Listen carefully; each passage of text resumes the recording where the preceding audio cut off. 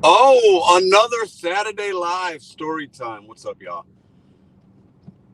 It is Saturday, St. Louis, Missouri, 10:11 a.m. I hope you guys are doing well. I hope you guys are out doing whatever you want to do. Maybe you're still in bed sleeping. Wake your lazy ass up. If you're still in bed, get your ass up. It's a beautiful day in the neighborhood. Now, I have a few things I want to talk about. We're not doing any DoorDash today. I don't work on the weekends, okay? Um, but I had a few things I needed to get done this late morning, and you're going to do those things with me, and we're going to talk about a couple things. Appreciate y'all. What up, Gig Gal, Kevin, Deliver with Ellen. Good morning, Obsessed Trout Fishing. What up? Happy Saturday, guys. Now, listen, been a pretty solid week. Hope you guys are having a solid week as well. I'm going to be watching some football later on, but I got to get some errands ran. I got to get an oil change in my girl's car because we got one and then we did a lot of driving. We went to obviously Florida and back and did some things. So she's due for a service, so I'm going to do that. I got to clean her car. I need to run an errand for myself, and then I need to go get a small hair trim and get my beard lined up and trimmed because I'm looking a hot mess. So we're going to do that, go back home. I'll spend the rest of the day with my girls. Madison's got something to do, so I'll be on daddy duty later on, poppy duty, and then we'll watch football, we'll play some games and eat some food and hang out. So, but before, I wanted to come live with you guys on this Saturday morning to share something that I've been seeing. It's something that I get a lot of comments on. I get people ask me, I get perspective, you get questions and comments from the people in the chat, in the comment section of videos, various emails. Anyways, DoorDash content is dead. I'm going to explain why it's not. And there's a few people in here I'm going to give some shout outs to. Gig Gal's one of them. And many others, a few others. I stepped into this particular, let me do a story with you guys first, okay? I believe, this is what I believe, based on my personal experience. Everybody will have their own thought on this. I believe you get what you get. I believe your work ethic, your situations, the people around you will either allow you to be good and feel happy and feel secure, not all the time, but mostly, or make you feel miserable, not secure, you're not hitting your goals, you're not being successful. That's how I feel. When I stepped into doing YouTube, right, and doing DoorDash and filming my ride-alongs and my perspective and trying to help people because I had seen other people help me, this space did not have a lot of people in it. There were a decent amount of channels, but not like now. So I started almost 3 years ago. I left my full-time career 3 years ago, and then 2 months later, I started a YouTube channel. A lot of people paved the way to inspire me to try to bet on myself and do it on YouTube and outside of YouTube. A lot of people have come and gone from this space. They say it's boring. So a lot of people don't watch anymore because maybe it's not relevant to them because they're not doing this kind of work anymore, which is a big reason why you see a large channel with a lot of subs and they don't have everybody watching. So a lot of people comment, Paige, you have 72,000 subscribers. Why don't you have 72,000 people watching you live? That's not how YouTube works. We'll get to that in a minute. Why doesn't every video have 72,000 views? That's impossible. Nobody has that. I follow channels with millions of viewers. I was in a live chat last night. The channel had 200,000 subscribers. They talk about sports. They had 63 people watching, less than what we have right now. It's a big channel. So a lot of us worry about numbers, but you don't even know what YouTube, how it really works and how the notifications and analytics. Anyways, we'll get into that at some point. My point is this. People think DoorDash content is dead. I'm here to tell all the people that think it's dead, boring, or irrelevant. It's never been stronger. There's more content creators than ever, and I'm going to give you my reasons why. People like Gig Gal in here doing ride-alongs, live streaming, building her own community. I fucking love to see it. People like No Giggity No Clout. Matt, some of you guys might know who he is. He's over there doing his thing, building his community. Some of the people that watch him and her are the same as me. Some are different because they like their style better than mine. DoorDash content is not going anywhere. This is why.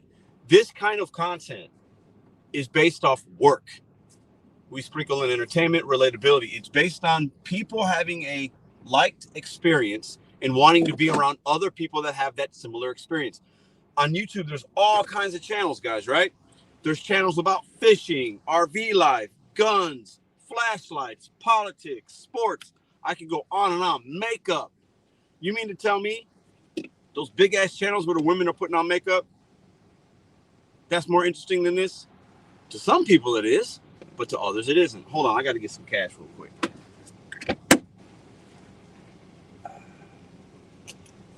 This content's not going anywhere, and I have a very hot take. I'm going to ruffle some feathers, but just wait a minute. Oh, shit. DoorDash content's not going anywhere. I'm going to give a few more shout outs to some channels that I see that are growing and growing and growing, and I love it. Hold on 1 second.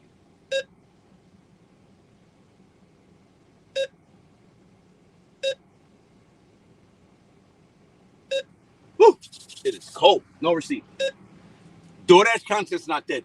And if you think it's dead, you probably either have a failed channel, have a channel that doesn't have engagement. I'll get to that in a minute, because all numbers aren't equal.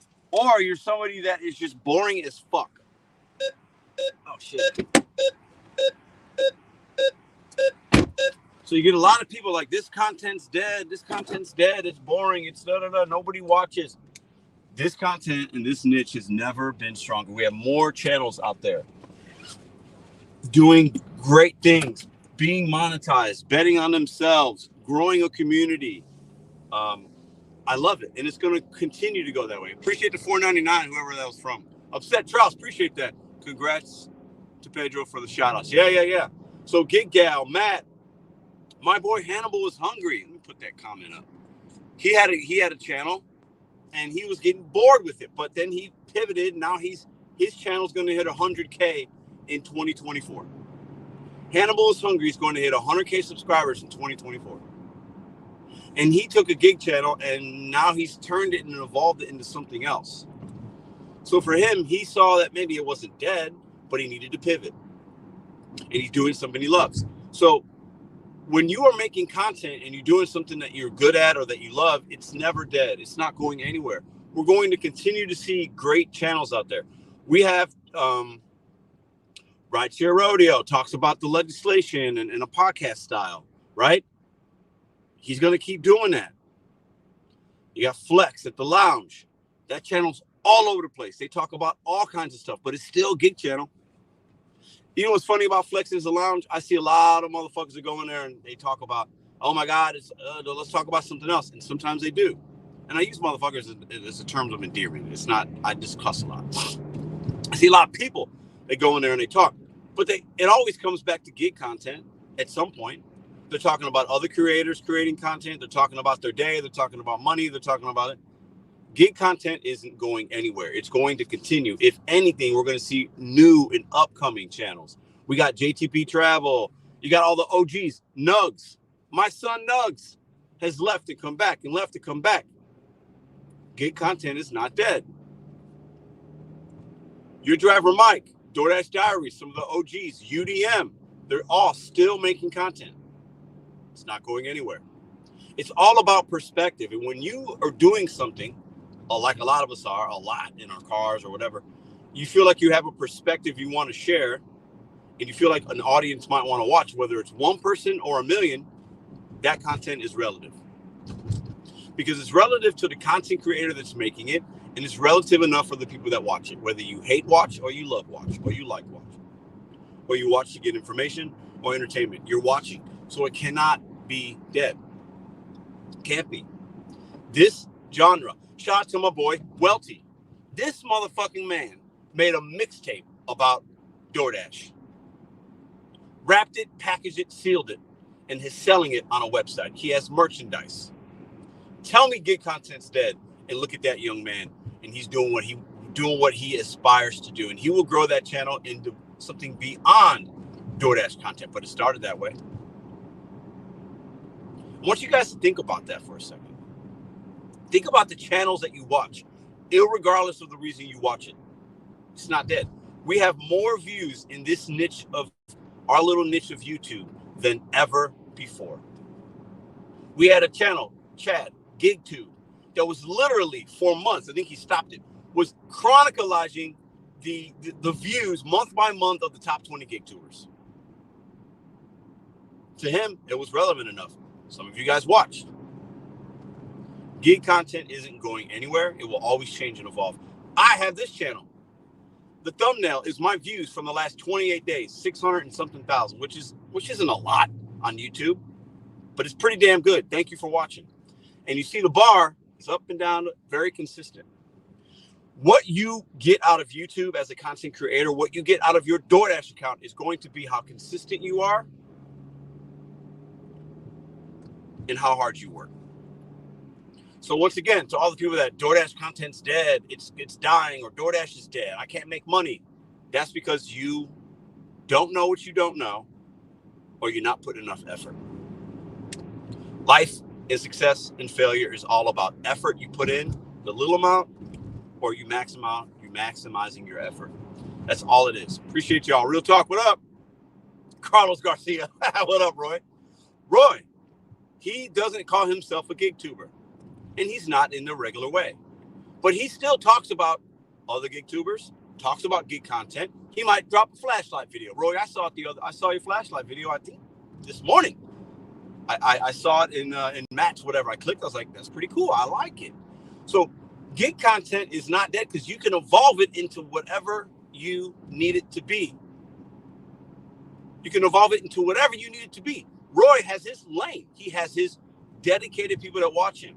If Roy goes live right now, he's going to have 20, 30, 40 people watching him instantly right now if he goes live.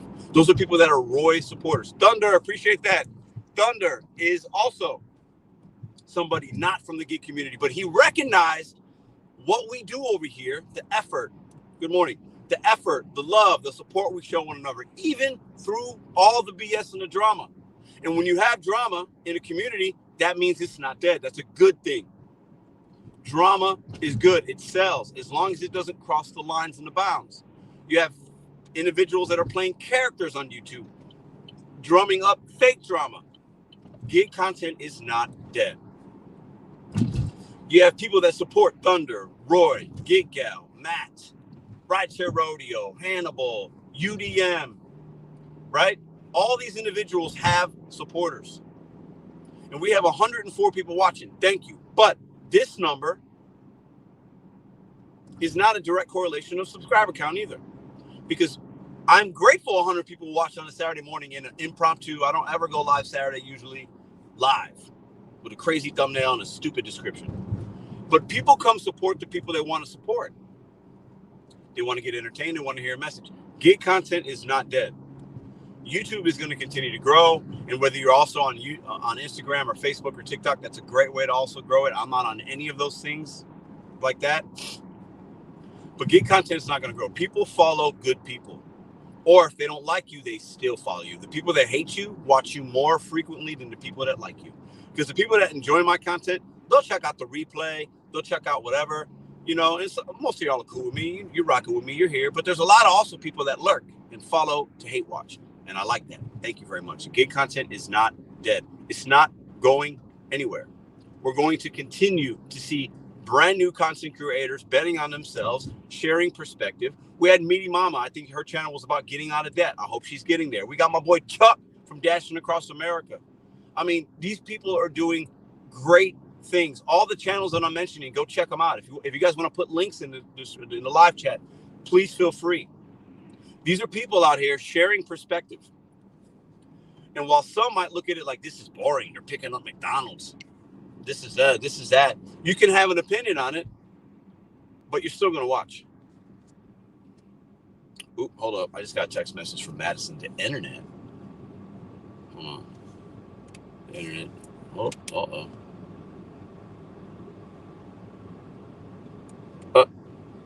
What?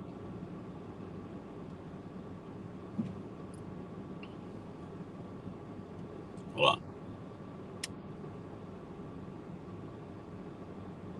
It's weird. Geek content's not going anywhere, y'all. And anybody that thinks it's dead or boring, they still watch. Y'all still watch. What up, Ceci? Ceci's somebody that supports a lot of channels. I see her in live chats. She's usually here saying hello, representing. She's a full-time Grubhubber out in the Bronx, boogie down, right?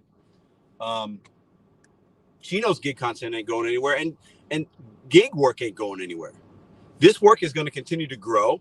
And if anything, it's going to allow some of us content creators and some of you to have more opportunities and more things to talk about, different perspective, different markets. This kind of work will always change and evolve, but it's not going anywhere. And content creation in the gig space is the best it's ever been. I'll say that right now. I think in the beginning you had less people, so we were only able to see less perspective. Only some markets were represented. Now we have every major city represented on YouTube.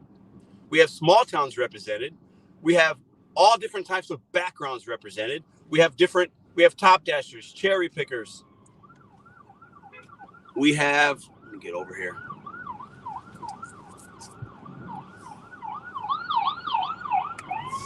We have everybody represented in this community. Black, white, brown, Asian, Middle East, like everybody's represented in this gig space right now.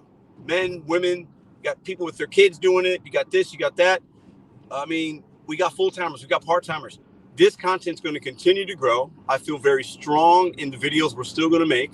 And not every video is going to be great. Not every video is going to be for everybody. But we're going to continue to see these young stars. My boy Dash and Trader. I forgot about Dash and Trader. 13.4K subscribers. That's my man's. I've hung out. I've broken bread with this man numerous times. We've done great things. We've done collaborations. He is one of the more entertaining, funny dudes out here. And he's a real dude. He's a father. He's making the gig economy work for him. I've seen his channel go from a small channel to a nicely sized, monetized channel, bringing him really good income stream every single month. So you can tell him DoorDash content's dead? I've been making this very repetitive videos for almost 3 years, and I mix it up. I try to get creative. I do different things. You got the motivational hour, you got ride-alongs. I got what I think is the best live show in the gig community every Sunday night. I think it is the best, the most consistent. I humbly say that. I think we have the best live show in the gig community on Sunday night. That's my opinion. And the views of my subscribers keep going up. So let's talk about subscribers real quick. Appreciate all y'all. Subscribers are very hard to come by. But also, you could have a lot of subscribers and have a low engagement channel. You could have not a lot of subscribers and have great engagement. People like Roy and Gig Gal and Matt. Those are smaller channels, but people are always watching those people. Thunder's a small channel. He can go live. He got 20 people watching, interacting, right? So the subscriber count, don't be fooled by that. Now, I have 72,000. That's great. Your driver, Mike, and Bentley have double of me. And if they go live, I will have more people watching me than them. If they do regular videos, a lot of times those videos would have more views than mine. The reason being, I'm always against my own content. I make a video every day. So when I put a video out, the algorithm doesn't know which one to send you. Or if you go to my page, you see two different things. You don't know which one to click. When you go to some of the bigger channels and you see, man, he got 50,000 views on that video from 2 days ago. I don't ever get that. But they get it because the algorithm knows what their people want, and it knows that he's not up against a video he did yesterday. Bentley and Mike are up against a video they did last month or last week. I've learned a lot about this YouTube space. So many people get hung up on subscriber count and engagement and this and that. Just be happy for the people that are watching you. Be grateful for the people that chose to watch your video and comment, like, or dislike, or subscribe. Be grateful for that, man. We got to show more gratefulness for the people that are coming and watching us. If there were 10 people watching right now, I'd still be live. I wouldn't change anything. I wouldn't complain. I wouldn't end the live. I'd be thankful for the 10 that were watching. The number is relevant because it is attached to an individual, but it doesn't mean my message and my idea is going to be any different regardless of the number that's watching. Whether it's 123 or 1,023, this video is going to be exactly the same. Gene Parks, how you doing? Jennifer, what up? How you guys doing today? So DoorDash content's not going anywhere. We're going to continue to see people betting on themselves through YouTube, through monetization, social media, digital marketing, all these things that are really good ways to make money. And I've always talked about, money is a necessary thing. It's a necessary evil. We got to have it to have certain things. Unless you want to be a nomad, which is great. Unless you want to live on a farm and live off of land, which is fantastic. Most of us can't or aren't built enough or don't have the knowledge to do that, right? So try to monetize your monetization. What I mean by that is if you've got something that you're good at. Let me give you an example. My buddy works on cars. He's pretty good at it. Okay?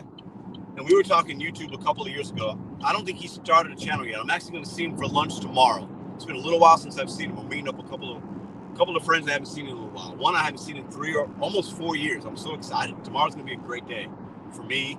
I'm just very excited. Very excited. I haven't seen him in almost 4 years.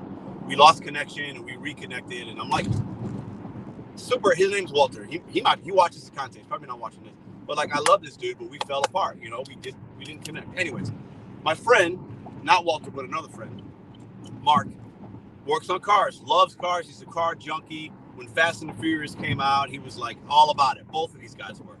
I told him, we were talking about YouTube. He's like, it's like, dude, when you're doing your car stuff, I was like, anybody can have a channel. It doesn't mean you're going to have success. It doesn't mean whatever. But like, anybody can have a channel. Anybody can be monetized. It's about the effort you put in and the SEO and what you learn and how you adapt. It's not hard, okay?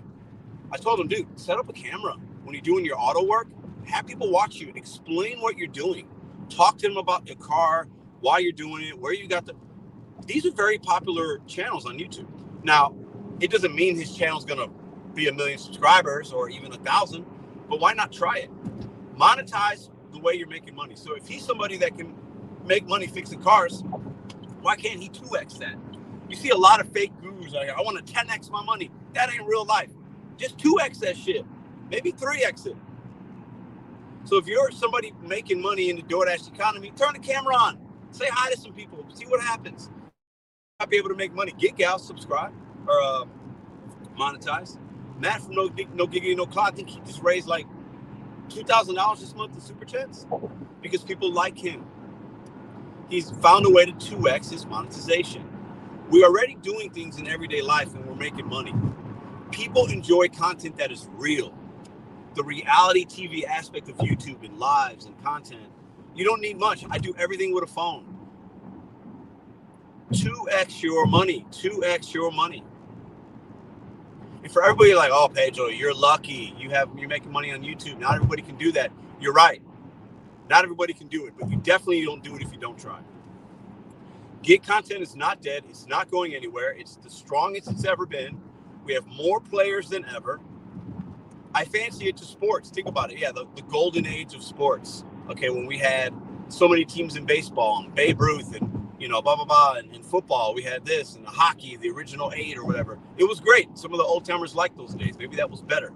Right now in sports, you have better athletes, more teams, more games. Some might say it's watered down, but people still watch. People watch ESPN every day. They talk. They see Steven Smith and all these people talk about the same stuff every single day. What's the fucking difference? Tell me that right now. Somebody in the chat, explain to me if gig content is dead.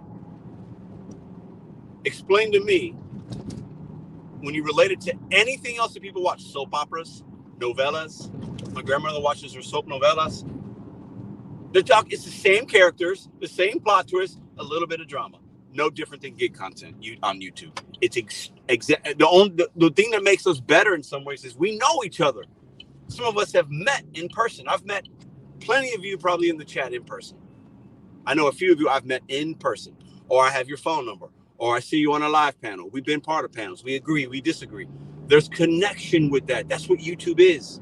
It is a connection platform, connecting you with people that do similar things, that are like-minded, or you want to learn from somebody that has a different opinion, or you want to learn about a car, or learn how to do DoorDash, or learn about how to do a makeup tutorial, or whatever. YouTube gig content is on the rise. It's never been better. We're going to continue to see that happen. The views year over year will go up, not down. So what does that mean? That's like you got a sandwich shop and you're saying, oh my God, it's dead. It's so slow. But year after year, you're selling more sandwiches and you're making more money. Explain that to me. So this is for all the haters out there and the ones that couldn't make it and failed. Don't come at us content creators saying it's dead because you aren't good at what you do or people don't want to watch. This content is growing, and I'm seeing some great young bucks out here, the newbies coming out here doing the damn thing.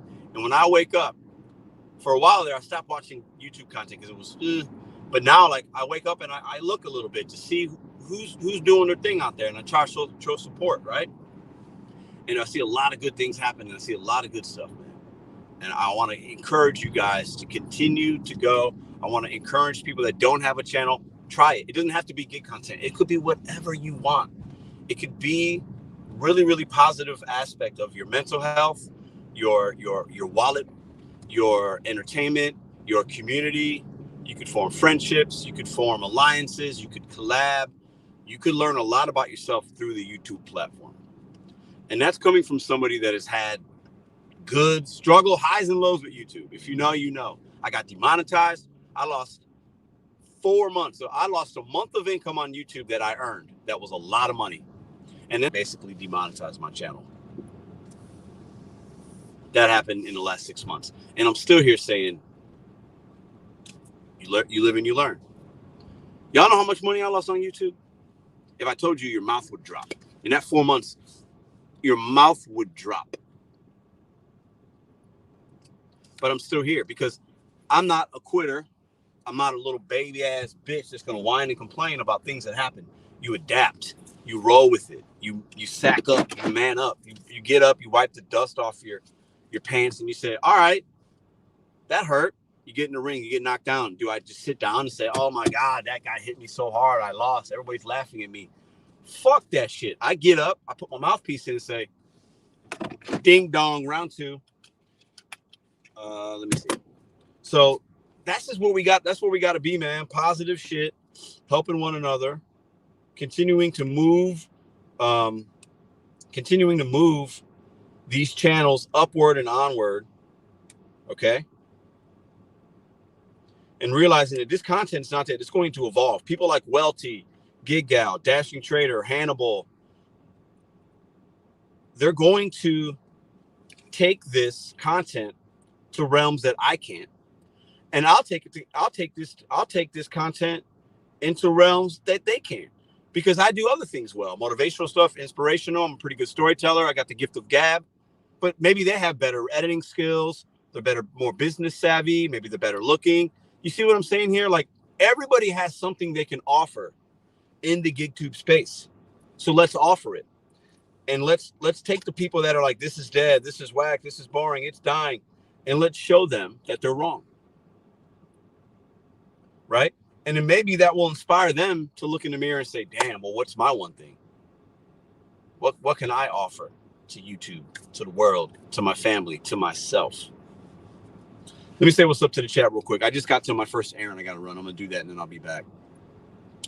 Who we got in the building? Let me see. Appreciate the $10, Thunder, and Up South Trout Fishing with the $4.99 earlier.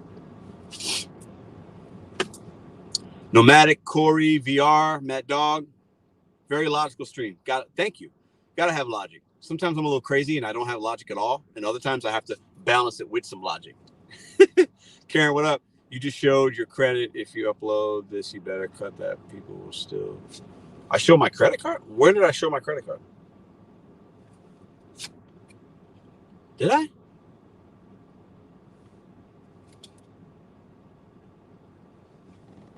When did I show it?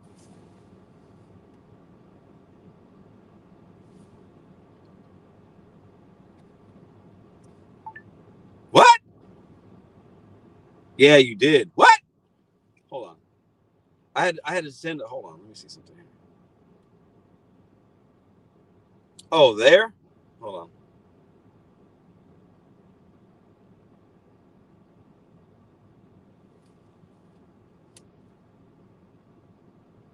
I got fraud protection. But how did you really see it? I didn't even think about it. I had to send a picture of it to Madison.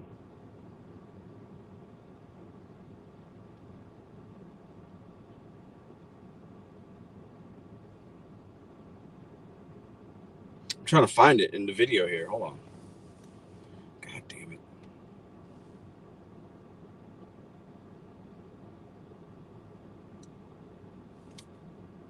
There's way too much of a glare on that, guys. There's no way you guys can make out that number.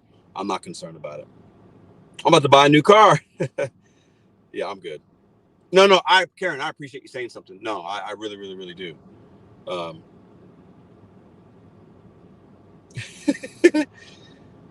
You had your card in your hand. Oh, yeah. There's too much of a glare.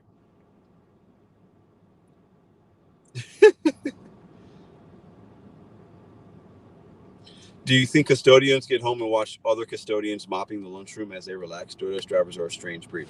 Matt Dog, you're wrong, bro. I like you. I see you a lot here. You're absolutely wrong. You don't know enough about the human psyche. You have no idea what you're talking about, Matt Dog. You're very, very wrong. You know very little about human psychology. And I'm not throwing shade. If you think I am, you could take that way. That's personal, though. But Matt Dog, you are so wrong. Very, very wrong. Difficult to see, but not impossible. Yeah. Gig calling Rex. What's up, bro? You see that Puerto Rican chori? I don't know what Chris is talking about. I have a new Amazon payment method. You can always learn something new. I believe people just like to watch people. Thunder, the comment of the day so far. That's exactly what it is. It's exactly what YouTube is. It's a joke. You know what's funny, Matt Dog? I'm going to give you some love today. You're here. Everybody laugh at Matt Dog in the chat. He's a dog. He can handle it. Put a clown emoji, put a laughing emoji, a winky face, a clapping. Matt Dog is talking about you, but he is here.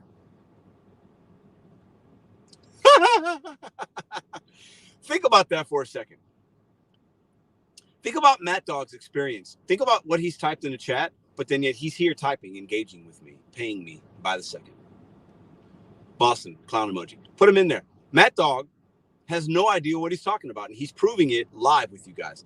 That's the awesomeness about YouTube right there. Maybe not mopping floors, but maybe tips and tricks on how to clean more efficiently. Giga, my comment was meant to be a joke, not a crack. Oh. Well, but you're here. You called us a weird breed. It's all love, bro. I know. I see you all the time. But you understand what I'm saying.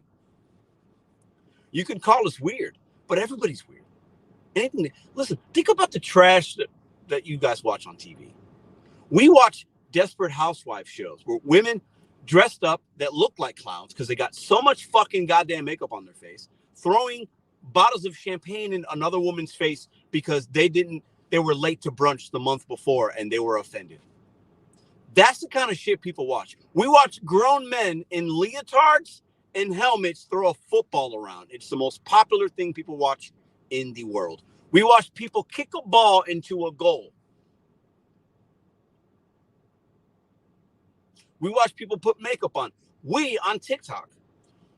This past summer, the popular thing was NPR or NPC, where people were acting like robots and people were making millions of dollars doing it. We watch motherfuckers play video games online. We watch people drive in their automobile. Think about the things that we consume and come back to me again with that this is boring and weird. I want you to think about what I just said and digest that. Yeah, don't talk about Desperate Housewives. That's Gig Gal. My girl watches it. I can't stand it. It's the trashiest TV. She watches all the trashiest TVs. The reason people watch it is because the individuals are there as characters or actors to entertain you. And it's done in a real life setting, and people like reality. Think about the politics. That shit is boring. But what makes the political shows fun? The people that are talking, because they're characters. They're weird. They say outlandish things. I just saw Nikki Haley. I'm going to do a video about her on my other channel. This woman is Indian. She changed her birth name to Nikki Haley. That's not her real name. She's a Republican. And the other day, she said, America isn't a racist country because I am here. But that bitch had to change her name. These political people say crazy things. That's why we watch. Trump says crazy stuff. That's why he got elected. Y'all think I'm kidding? I'm speaking facts right now. I love watching videos about gaming. If I had a decent comp, I would make gaming videos. See? People love what they love. People love to watch me. People love to watch Gig Gal. People love to watch Roy. People love to watch Thunder, Hannibal, Dashing Trader, UDM, The list goes on and on. Some people like to watch your driver, Mike. He's a little boring for me, but he's educational. DoorDash Diaries, Bentley Coop. People watch him. He's an OG in this space. He's one of one. Probably the first channel that had DoorDash in his name. Other people have come and gone. Nugs, the most entertaining dude, the most humorous guy on here. People love to watch him because he makes fun of himself, and he's funny, and his editing is phenomenal.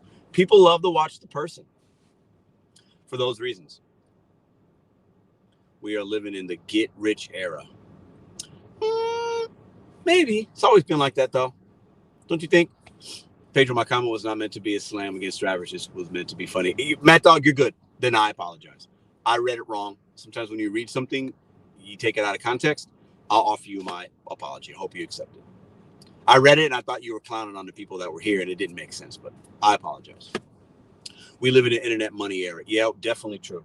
But you got to think about it. Back in the 80s, it was the infomercial era. The 90s was QVC infomercial as well, right?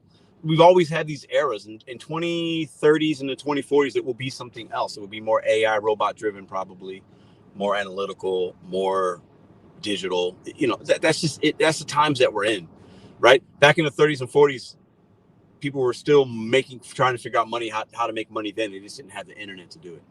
People love to watch More Finance to see what the latest ways to scam are. Yeah, he's a joke. Hell no, all I watch is ed content. Meaty Mama, Bomb City. Yeah, I like Meaty Mama. Gig y'all, have a good day at work. Pedro, you don't get it. I get it. Trust me, I get it. Achilles, that's how Trump won in Iowa, saying that crazy. That's what I'm saying. Politics is entertainment, y'all. If y'all don't think politics is entertainment, politics used to be something very different than it was. It has turned into a complete clown show on both sides. Both sides. But I don't pay much attention to it, but Pedro, can you give a shout out to Sochi Ortiz? Shout out. I'm a baby YouTuber.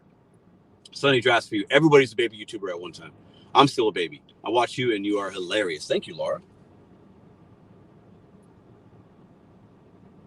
All I watch is myself. OG Gamer Mike, what's up, bro? OG Gamer Mike was in this. He had a channel called Gig Lebowski. He stopped doing gig content because he didn't like doing it, right? And now he's doing OG Gamer Mike content, right? Video game content, what we just talked about. People love that. Do what you love. People will watch. What up, Mike? How you doing, brother?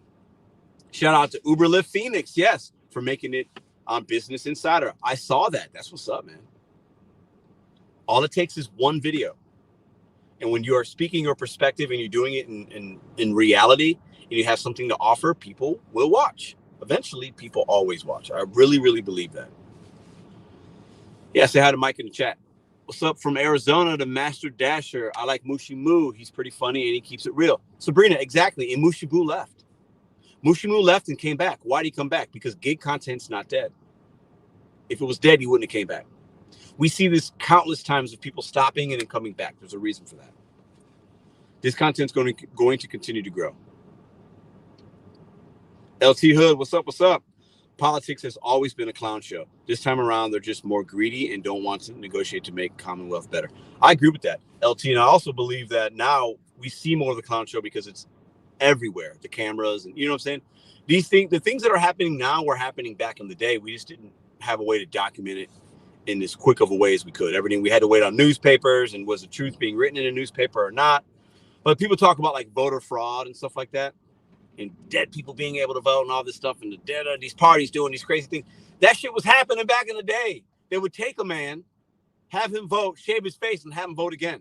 They'd take a woman, put her in a dress, have her vote, and then take that same woman, put her in a mat. And so y'all think y'all don't know the history of this country, man. I'm pretty well read on the history of America, and I would love to debate somebody that wants to come on here and tell me it's way different now than it was. It's not that much different, guys. What up, Mel C? Mel C's an OG. Shout out to OG in the chat. Chat is way too often taken out of context, and that can cause drama. How many times have we seen? Oh, Thunder, you're 100% right. That's why I apologize, because I took it out of context, but I definitely apologize, and I'm sure Matt's fine. Me and Matt are fine. But yeah, definitely, it's way easy to take things out of context because it's like a text message. Your girl Or your wife, Cray Cray, thank you for the 5. Cray Cray Nay. Representing. Yeah, it's easy to take things out of context. Like your girl or wife or whatever texts you and then like you read it wrong and it's like, eh. All right, I got to go in here real quick. I'm going to take y'all in with me. I got to make this a little bit of money here. Hold up. Karen, I'm just talking with you. I don't work on Saturdays and Sundays. Yoli rideshare delivery. DoorDash is dead here also. DoorDash is not dead. I hate when people say that. Well, let me take that back. It might be dead for you. And you said here, so I respect that comment. I take that back. But it doesn't mean it's dead overall. I like that hat. Thank you. Pedro has the best gig show. Always looking for your content, plus several other channels. It's just human nature. LT, yeah, thanks, man. I appreciate that. There's a lot of great channels. I mentioned a few earlier today in the stream, so I've been giving some love out there. Dash Your Life, my bro. What's up? Somebody told this man right here that hustles every day, live streaming, growing this channel, and making money that DoorDash content's dead. It's absolutely not dead. This is another example of somebody that's doing it and making it a better space. What up, Ron? How you doing, brother? What up, Doe? Bucks versus Lions. Who you got? Oh, you know I'm about to place my bet. I got the Lions, bro. I'm doing a 3-team parlay. I got Lions, Ravens. I'm going cake. And Lions, Ravens, 49ers. I'm not touching the Bills-Chiefs game. That, to me, that game is trouble. I'm not touching that game. No Gigi, no Cloud. What up? Yeah, you're welcome, bro. Real recognized real, man. I'm trying to show love to these channels. I've been out here for 3 years, and I've seen this space grow, and I fucking love it. I love what you guys are doing. I love that we're all having our communities, and we're doing these lives and providing a place for people to come and have a voice and chop it up about gig content, about other things. I think this space has never been stronger. It's going to continue to grow with content creators like you and the other ones I mentioned. And I'll have my place in that, and I'll continue to do my thing. But I absolutely love where we're at right now. And people think this content's dead and it's boring. Absolutely not. When we have more representation of more markets and perspective and different kinds of streams, that's going to take this thing and continue to grow. And I'm telling you right now, there's going to be somebody with some money is going to be contacting one of y'all and saying, hey, I'd like to do a show, or I'd like to do this, or I'd like to do that. We're going to take this thing to the next level. I in my heart believe that. Because we are just people. We are the average person trying to get by in this country. We're showing that through a lens on YouTube. And I think it's amazing. I think it's amazing. All right, let's go in here real quick. Appreciate y'all for being in here. Appreciate all the love, the super chats. You guys are too kind. Go check out Matt. I think he's live now. Go check out Gig Gal. I think she was live earlier. Go show love. There's enough views for everybody. And you know what? You might be somebody that really likes me, but then you go to Matt's channel and you're like, fuck, I like this guy better. I like this live stream better. There's maybe a little bit less people, but now I can actually like have a better conversation. Like, you know what I mean? Like some people like to come into a chat where there's 100 people. Some people don't. Matt will get his chat to 100 people for sure. So will Gig Gal, right? And they'll lose subscribers and they'll gain other ones, right? It's a very fluid thing.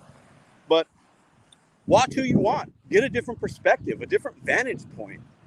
A different laugh, a different cry. You know what I'm saying? Like, it's all good, man.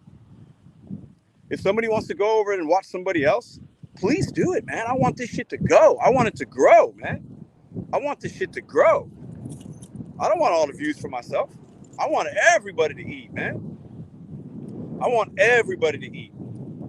I try to do my best to help and support ones that I think are good. You know, we do conferences and I try to collab and I've paid some content creators to make some videos for me. Like, I want everybody to fucking eat, man. I want everybody to eat. I want everybody to eat. There's enough for all of us, man. And you might find somebody that you vibe with better. And then you know what? That's great. I gave a shout out to somebody and then that led you to somebody that you like more. That's fucking, it works. It's everybody's winning, you see? Everybody's winning. This content ain't going anywhere, man. You need some motivation on how to work 16 hours and hustle, make 100K, go check out Dash Your Life Hawaii. He's out there getting it. Say what up to the people. Every channel has something to offer. Cray, facts. Facts. Everybody has something to offer, man. Everybody's got to eat. We in a fucking buffet on YouTube. Everybody gets to eat, y'all. Everybody gets to eat. All right, I'm gonna mute y'all for a second.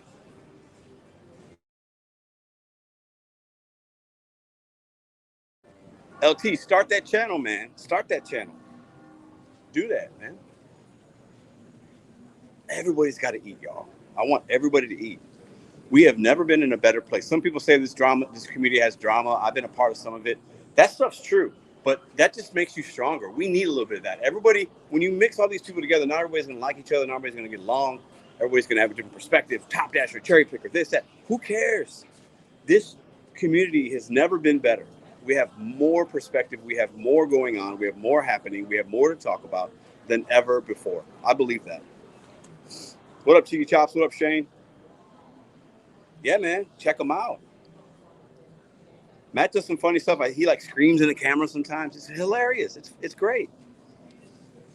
Channel West Coast is my dasher. She's at the door. Something about hot dogs? What?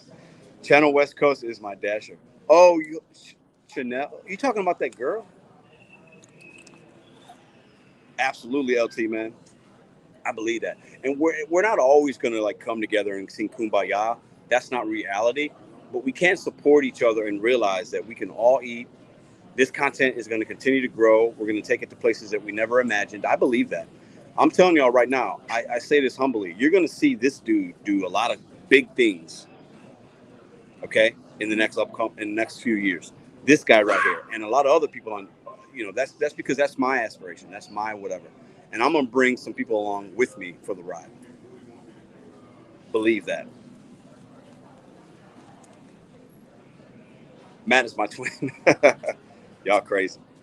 All right, so I'm about to do this, and I got to go get my hair trimmed a little. I got to get the beard because I'm looking a hot mess, and I got to go get an oil change for the girl's car.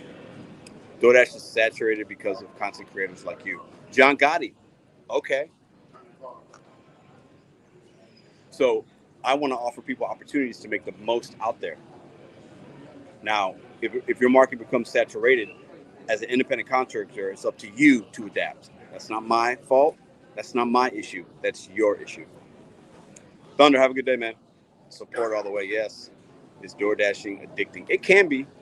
I think it can be. I think it has addictive concept. Pedro gives me shop and pay PTSD. You're not getting any better at it? Come on, Cray Cray. Come on, Cray Cray. It's just like basketball. You got to keep getting them shots up to get better. You know how it is. Sam Lee in the building. What's up?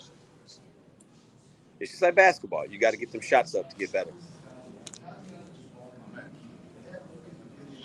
Pedro is spitting fire. Thanks for the love. GitCon 2024 dates. I got. I'm going to be talking about that after football's done. Once February hits, I'll be talking about that. She said, "I'm trying." Pedro, how much you made from DoorDash in 2023? Great question. $40,000. 40,000.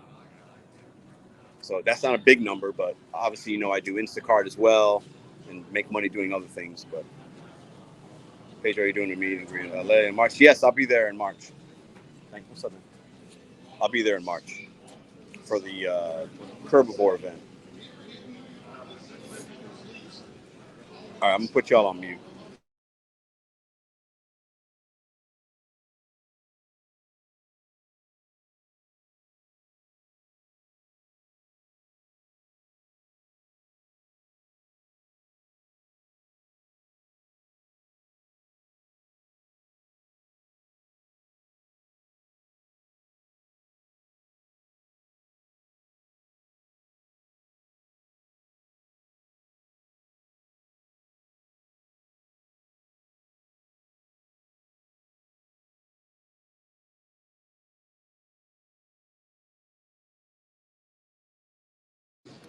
Jeff, what's up? Gas repairs, etc. I'll talk about that in a minute.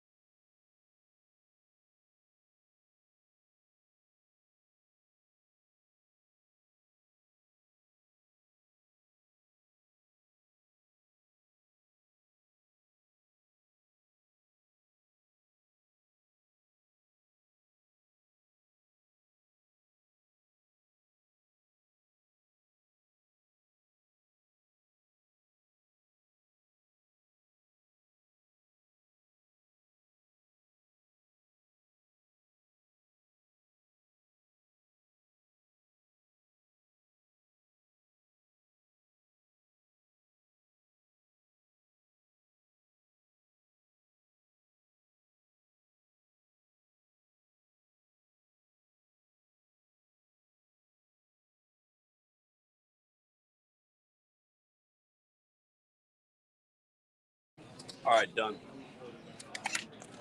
I'll tell you what we got here. Small little bet.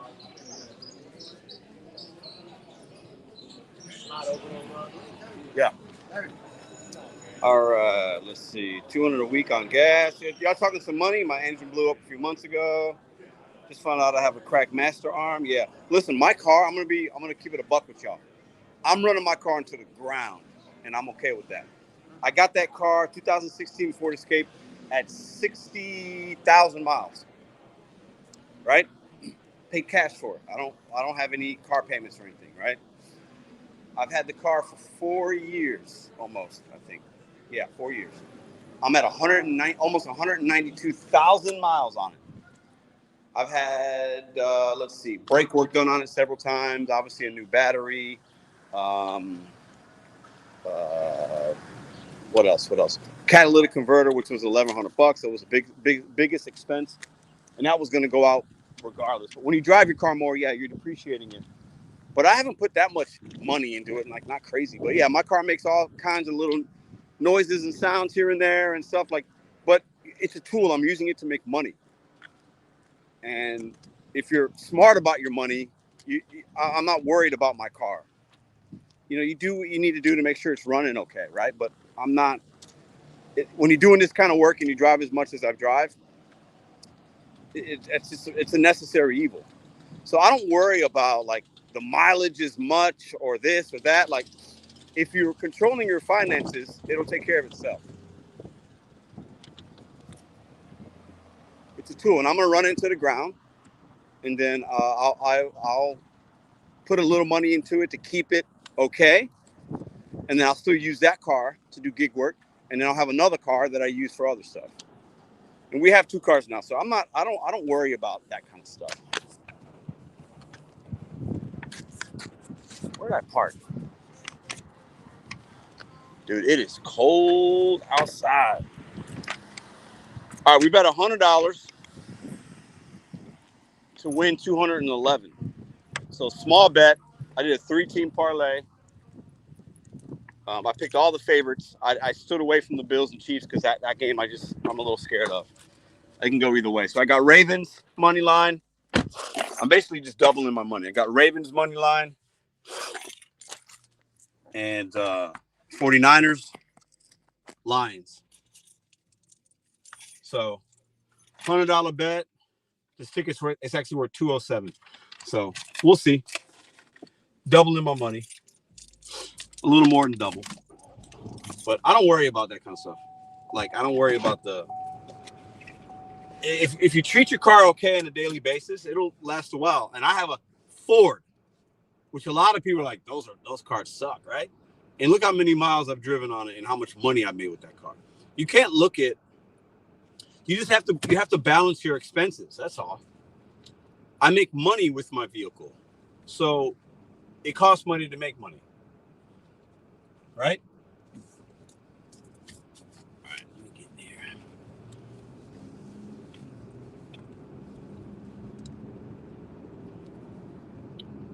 All right, let me see if.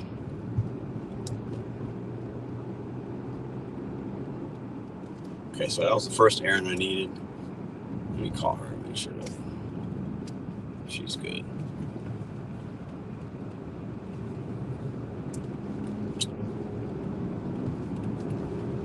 So I'm gonna double my money on this bet for sure.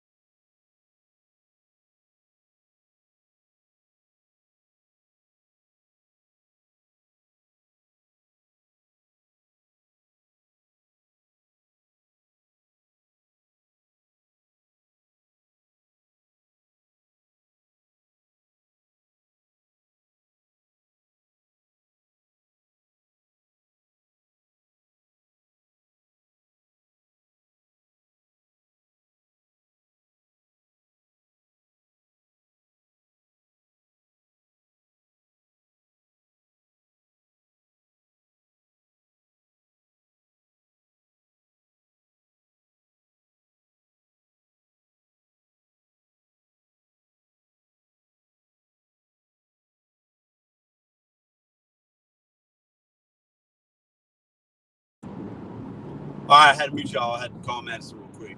No audio, yeah. Mute. So anyways, gig content's not dead, y'all. It's going to be what you make it. Go out there. I want to continue to see content creators doing their thing, trying things, taking chances, evolving the content, not being afraid to fail. Try some stuff, y'all. This content's not going anywhere. And the people that think it is, they either probably have a channel that was unsuccessful or they're just hating. This content is going to continue to be strong. It's never been stronger. It's never been in a better place. I think when you have more representation, more perspective, I think it's a good thing. Now, has it become sometimes watered down? Sure, absolutely it has.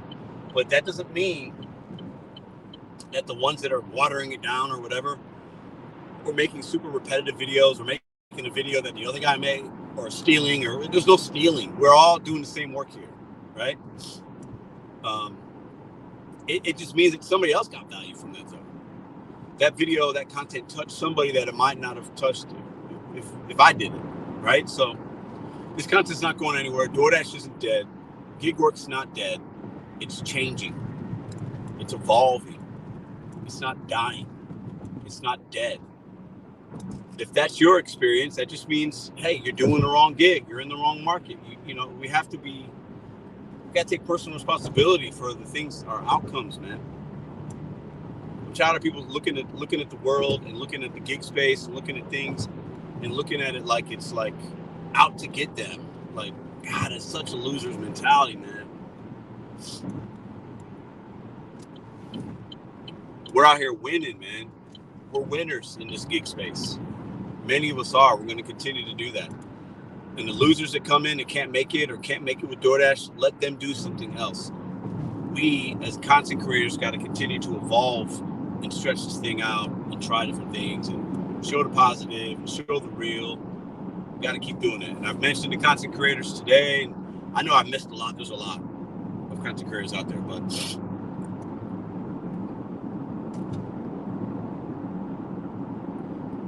all right, I'm going to go get an oil change and then go get my beard trim. And then we'll be done.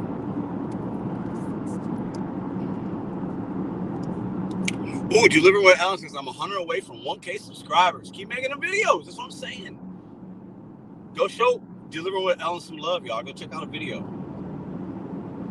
And it takes a long time. Ellen knows, man. It's a grind, man. It's a grind. That 1K is not easy to get.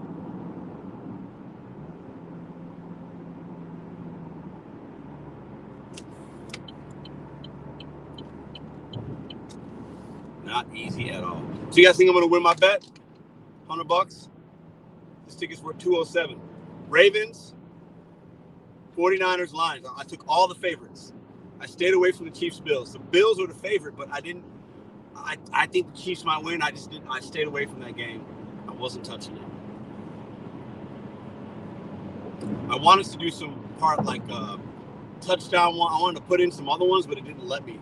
So I just did these three. I was going to do like Isaiah Likely to get a touchdown, Lamar Jackson to throw for 2, Nico Collins to get a touchdown. I wanted to add those in to make the payout bigger, but it wasn't allowed. So it is what it is.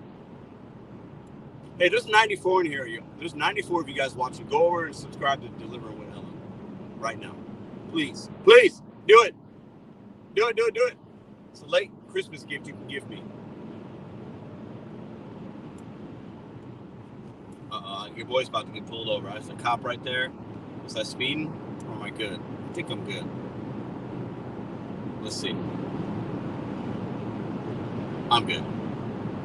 I was about to hit it, and I saw the cop car above the hill, and I slowed down. I was about to gun it in the fast lane. I was like, whoop.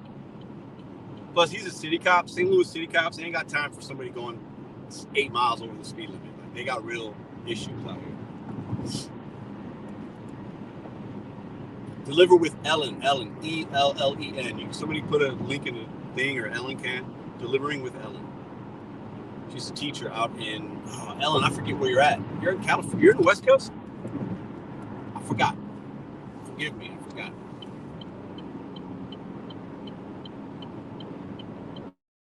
I'm going to get off here. Qualia, what's up? What's up? Qualia knows what's up. Representing California, IA, downtown LA. Qualia. I hope I see you in March. I'll be back. I think it's like March 22nd. I'll send you the details as they become more clear, but I'm pretty sure it's the 22nd.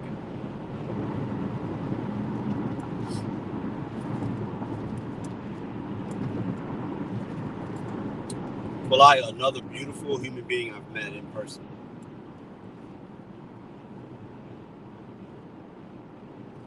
I'm about to get Qualia. Should I cut my hair? Should I chop it off? This is kind of my power, but most likely. Okay, cool. I understand if you can't, but hopefully we can connect.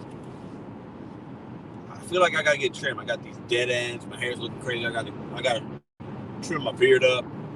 Boy's looking like a homeless person out here in these streets. Royal, subscribe to Ellen. Thank you. Just remember you can't be a CEO by working as a peon. Well, sure. Not everybody wants to be a CEO, though. Not everybody can be a CEO. You can't be a CEO of your life, though, whether you're a peon or not. But, yeah, sure, I guess. Peon. That's a word I haven't seen in a long time. Trim, not cut off. Yeah, that's what I'm going to do today. I got to get it washed. I'm a little bougie, y'all. It is what it is. I don't wash my hair every day. I think that you're not supposed to. I don't wash my hair that often, actually. But I need a wash, and then I need a little bit of a trim, and I got to get my beard tightened up. So we're going to get an oil change first, then I'm going to do that. Is any gig CEO started as the driver? Landon. Yeah, Landon. Tony and his 2 or 3 business partners in San Francisco was doing food deliveries while he was the CEO. A lot of CEOs, when you start a company, you're doing the work of whatever. If you're running a restaurant and then you wind up selling that off as a franchise and you're the CEO of Subway, like you made sandwiches at some point, right? Yeah. All right. I'm excited about today and tomorrow. We got to hang out with my girl. Watch some football. I'm going to make some good food today. We got a lunch date with a couple of friends I haven't seen in a while tomorrow at a place we used to go to. DoorDash CEO forced their programmers to do DoorDash once a month. Yeah, I think that was like last year. I don't know much about that, but Tony made it a rule. Everyone had to do one delivery. Yeah. I don't know if they're still doing that, though. I think that was more for PR. But I think he also did it because he wanted the softwares and the engineers and the marketing people to understand what we do so they can have a better perspective on decision making and putting things in the app that we might need. You would have to do this for a whole month full time in order to get a real grasp. If you do one dash a month, that shows you absolutely nothing. It doesn't show you anything. Digital Nomad, what's up? Gig workers. So gig content's not dead. It's growing. It's in a better place we've ever been. Go check out all the content creators I mentioned earlier. And there's a lot. There's so many I can't name. But at the end of the day, it's in a good spot. And all the people that come here for drama and play fake characters and do weird stuff, those people will always phase themselves out. They just will, right? Realness always prevails. Truth always prevails. Fakeness and phonies and things never last. Ever. So it's always funny because people are like, Pedro's working for DoorDash, or he's this, or he's that. Funny how I've been out here for 3 years and I keep growing. Funny how that works, right? And then the ones that aren't real, you see what happens to them. They go away or they stay, but the channel doesn't grow. Like, those things happen for a reason, guys. It's not by coincidence. It's by design, because that's the way the world works. The nicest DoorDash car is McLaren by Tony. What up, Marty? What's up, bro? How's the family, man? I hope you guys are doing okay. I send you my wishes. How you doing, Marty? How do you move up as a driver? You take the money that you make from DoorDash You exercise financial responsibility. You have a goal. You use that money and you turn it into something else. That's how you do it. Very simple. Just like with any job. Just like with any job. I'm gonna get a smoothie first because I need that in my life, and then I'm gonna go to the oil change, and then I'm gonna go to all those things are close. Then I'll go to my barber. It's not a. Question for the chat? If it's a woman, is it a barber or is it a stylist? Barbers are mostly men, correct? I know we're in 2024, but let's all be adults for a second. Barber is a man, right? And a woman would be more of a stylist. Am I wrong in saying that? Don't cancel me. I'm asking the question. That's how I look at it. A barber is a dude, and a stylist would be a woman. And the person that does my hair and stuff is a woman. Her name is Sam. Shout out to Sam. She's great. I love her. And she'd be called a stylist, not a barber. Am I wrong? Is this going to get me canceled? I know we're in 2024. Everybody do what they want, but am I wrong in saying that? Okay, they are barber, stylist. Stylist would be a different thing. Stylist would be somebody doing your hair, right? But what's a barber? Is a barber not a man? Am I wrong? Did I just cancel myself on YouTube? Somebody answer me. Somebody give me some. I call them barber if you're getting like fades and stuff. Yeah. Okay, sure. Okay, I'm not going to Great Clips, but if you go to Great Clips, a commercial spot, and you get a fade, then you're calling that person, regardless if she's a man or a woman, a barber. But if she's cutting my hair, she's not a barber, she's a stylist. But isn't a style of a fade, isn't that a style? You guys are confusing me here. I'm confused. A barber is a person whose occupation is mainly to do cut, dress, groom, style, and shave hair or beards. Okay. So what's a stylist? A stylist is still cutting hair, right? Am I wrong? If a woman goes or a man goes to a nice salon, I would call that person a stylist, not a barber, right? But if I go to a barber shop, I call him a barber. A barber uses clippers and razors. Okay, see, I knew somebody would come in with some logic. Clippers and razors. So if you use scissors, you're a stylist. Stylists use chemicals. Okay. So most barbers are probably men, I would say. Most, 90%. And most stylists are probably women. Would you say that's fair? Well, there's a lot of stylists that are men too. But most barbers are probably dudes, right? Would you say?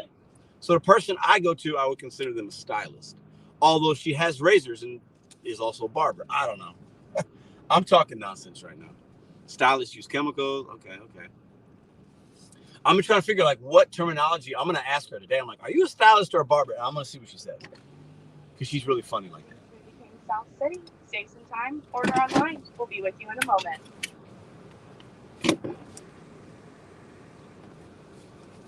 Okay, I get that, Marty. Okay.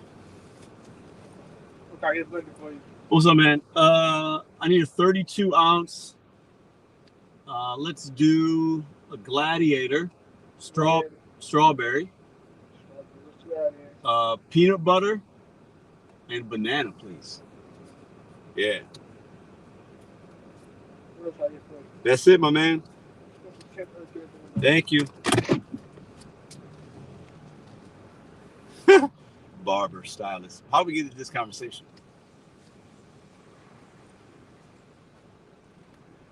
It's funny, right? That Glad Smoothie King. Oh yeah, man. Barbers can do perms too. They do not color or bleach the hair. Okay, so barbers don't color, but stylists do. So you can be a stylist and a barber, but you can't be a barber and a stylist. Is that fair? Is that a fair assumption? Because the stylist can use clippers and razors. Yeah. Right? So you can be a stylist and a barber, but you can't be a barber and a stylist. Or is it the other way around? Yes. Okay. Yeah.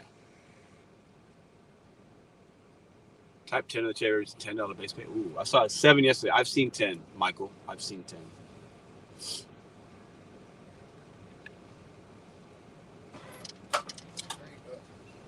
Thanks. So Marty says, I know barbers. Okay, yeah. Interesting, though. So why the different words then? Why the different words? If they can do the same. I don't know. It's weird, right? I think barbers are mostly like somewhere where you're going to get a fade and a lineup and stuff like that, or a beard color. And stylist is more like, okay, I'm going to get my hair styled and done and cut. And I go in with a picture. But you can go in with a picture to your barber, too. So I don't know. It don't make no sense. Just labels. LC's facts. Do you go to a barber shop or a salon? Different establishments. Oh, yeah. Listen, I don't get fades and haircuts anymore. I used to cut my own hair. Like, since I was like 15, I cut my dad's, I would cut mine, a couple of my friends. At one point I wanted to be like I wanted to have a barbershop. That was a thing of mine when I was like in my late teens and my early 20s. That's what I wanted to do. Never did it, obviously. But I go to Sports Clips, which is a chain place, I know. But I've gone to other places to get a beard trim in St. Louis that's more barber style, and they'll charge me $40 or $50.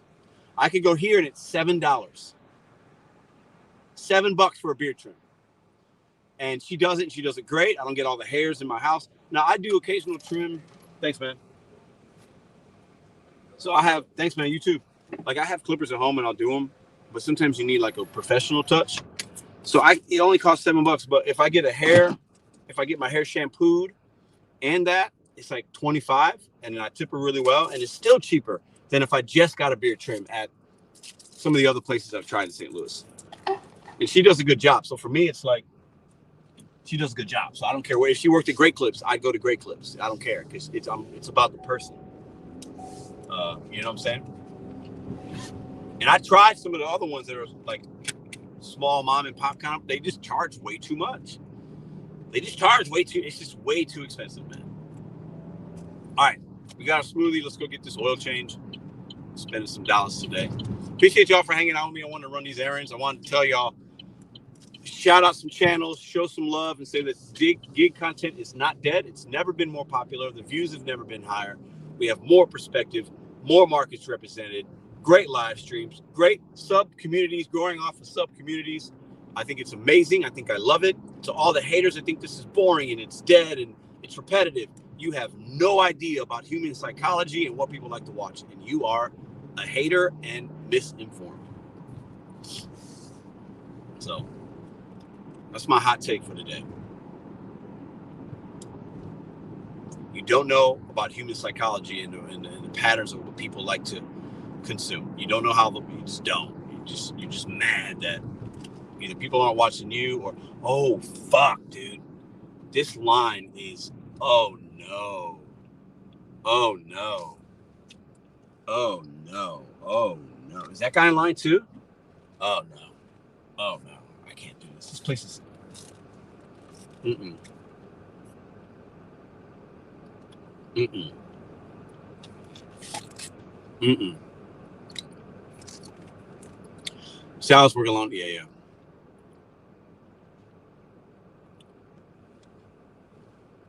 Penny, you called it. What did I laugh about? What's up with this line? Oh, no. What time is it? Fuck, it's already 11:28. I wasted too much time. I should have came here right from the jump. There's no way there's no way. Madison has... Let me tap in with her real quick.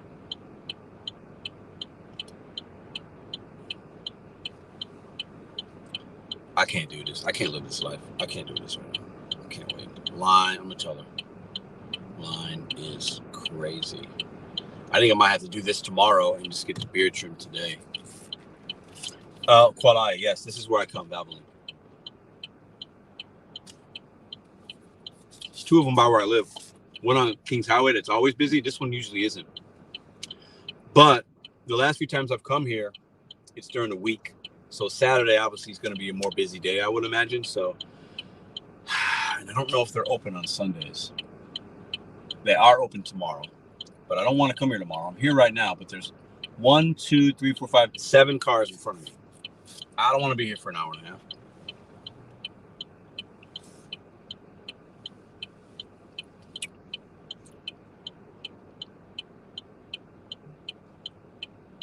I got trained by a military barber who has his own shop. Taught me well. That's what's up. I love that.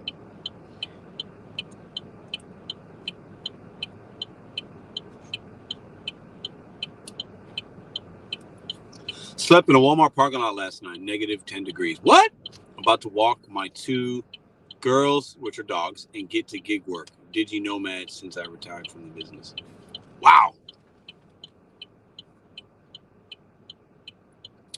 Slept in his car.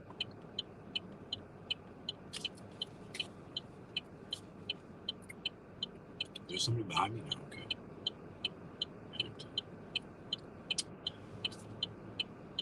Madison had something to do at 1 o'clock. And there's no way in an hour and a half I'm going to be able to get this done and the beard trimmed. Let me see what she says here. I'm going to let her make the decision on what she wants me to do, because this is her car.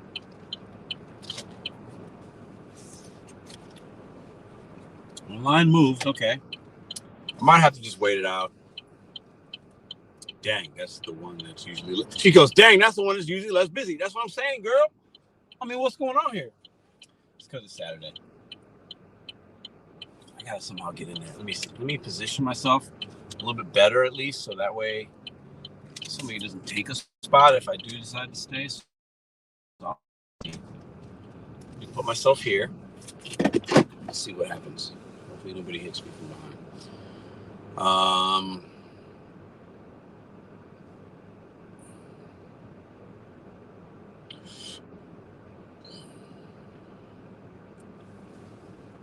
Stay safe. Yep, stay safe out there, Digi Nomad. Do not buy overpriced air filters. Love that. Well, I got an air filter and a cabin filter last time. I don't need either this time. Learn from yesterday. Be patient. Jennifer, thank you for that. Thank you for that reminder. Gig 2, what up?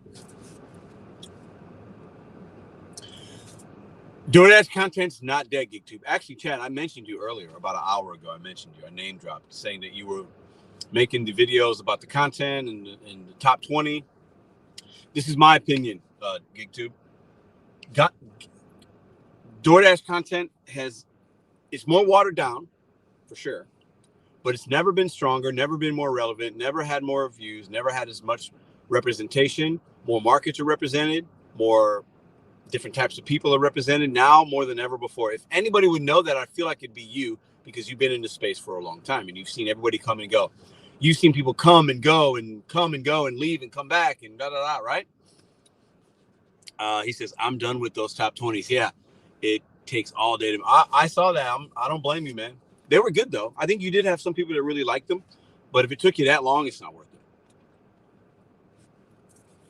But I am of the opinion that this space is going to continue to grow, and we're going to see the views continue to go up. We're going to see people doing other great things outside of GigTube, but started with GigTube. I believe that. I believe we're going to have a lot of other subsets of different types of gig content. We're already seeing that right now. The evolution of the gig world, when it started, it was tutorial videos. Then it went to the ride along. Then it went to live stream ride along. Then it went to podcast. Then I went to, now we have interviews. Now we have Sunday live shows like myself that have been consistent for every Sunday for 2.5 years. Topic driven. You have, I mean, it's grown so much compared to when it started.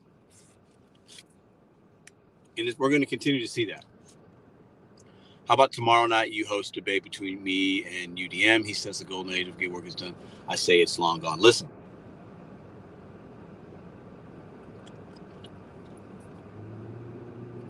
I think UDM would be up for it, but I think he'd want to do it on your channel or his. Reach out to him and ask him, though.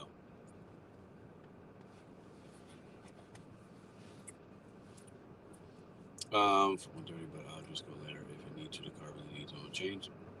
I don't know if you can tell when you're driving to put a slide in the bed. I'm saying you have to do it today, but I'm gonna wait. I'll wait.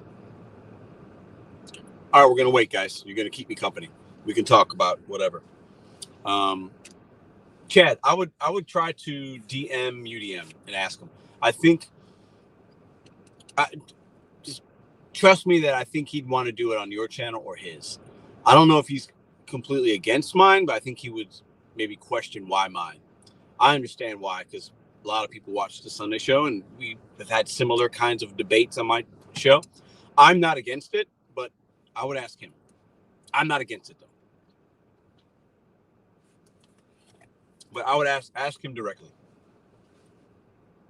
UDM's a reasonable man. And I think it would make for a good conversation. It's different opinions, right? What up, Trippe, man? Been waiting 2 hours, not one order? What the fuck? I've never seen any market where you haven't gotten one offer in 2 hours. That's crazy.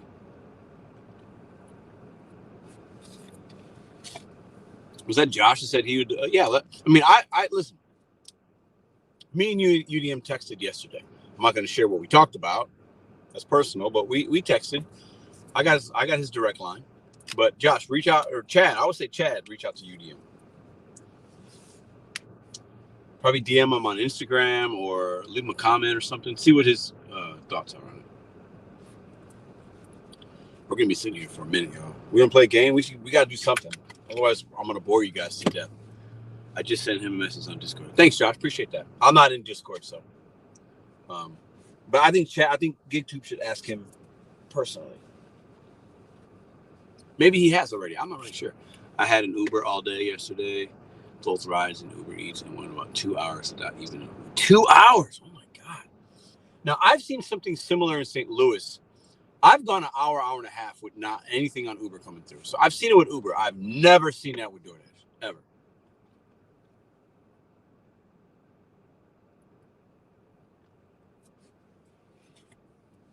I've never gone there.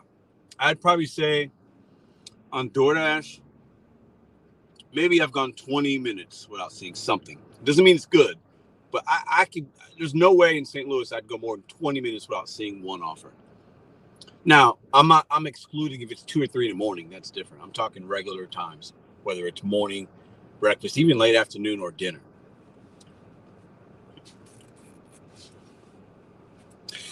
Louise coming in with the fire. Let me read some comments. Let me see. You guys got some questions? Now could be a good little Q&A if you want. GigTube says, this is the worst January I've ever seen. GigTube, yeah. You know what? My January, I've seen mixed results from people. I've heard people say that. I've also heard people say they've had a best January. For me, this January has been better than last year. For me. Usually, obviously, January is a slowdown, but for me, that's not been my experience. Barely making 100 a day? Damn. Hey, what's up, man? What you got going on? Oil change, just an oil change. All right, yeah, it's gonna. So currently we got one bag broke down, so okay, it's gonna be like a 35-45 minute wait. That's fine. I'm gonna wait. Cool, thank you. It's good customer service there. Chad, I made $141 in 2 hours and 25 minutes yesterday. Only DoorDash. It's so market dependent. I hear you, man, but it's so market dependent. $141 in 2 hours and 25 minutes. No catering, no large order program. It's crazy how so many of us can have such a drastic difference of perspective. How cold is it there? We are 11 degrees. Lamb says, Pedro, I think DoorDash is addictive because it's the brain. It sparks the same receptors as yes, things like fishing. I think I think gig work can be addictive depending on the person. Absolutely, I agree with that 100%. My January has been really good. I think people don't want to go out because it's cold. Sabrina, absolutely. So Chad's in Florida. His perspective's different. His if you're in a market where it's been cold and you've been out, you've made good money. I promise you have. I promise you. What up, Holly? How you doing? Boston says January's been great to my both DoorDash and Uber Eats. Shop and Pay. Yep, Shop and Pay. Absolutely. I've been talking about Shop and Pays for 6 or 7 months. And if you're late to the party, but if you listen to my advice 6 months ago and you started using that red card and started shopping, most of you guys are probably doing okay right now. I believe that to be true. I really do.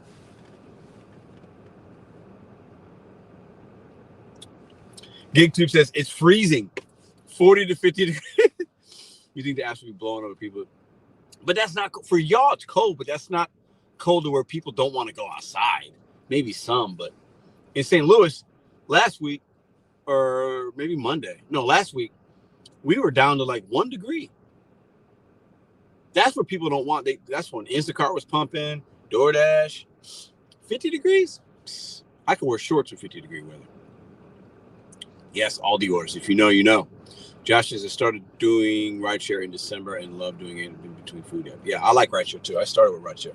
I love picking up people. I really did. I don't do it anymore, but I really liked it. I really did. That's how I started my gig life, was rideshare. I'd get off from my casino job and I would turn on the apps for a couple hours at night, pick people up from bars and clubs and all that. And then I would, on one of my days off out of my 2, I would work a few hours, and I was trying to make $5,000 because I needed $5K to pay for something, right? But I didn't want to touch any other kind of money. I wanted to hustle my way to $5K. I did that, and then I started doing it because I was like, this is a good way to make a little side money. And then we got furloughed from the casino for the pandemic.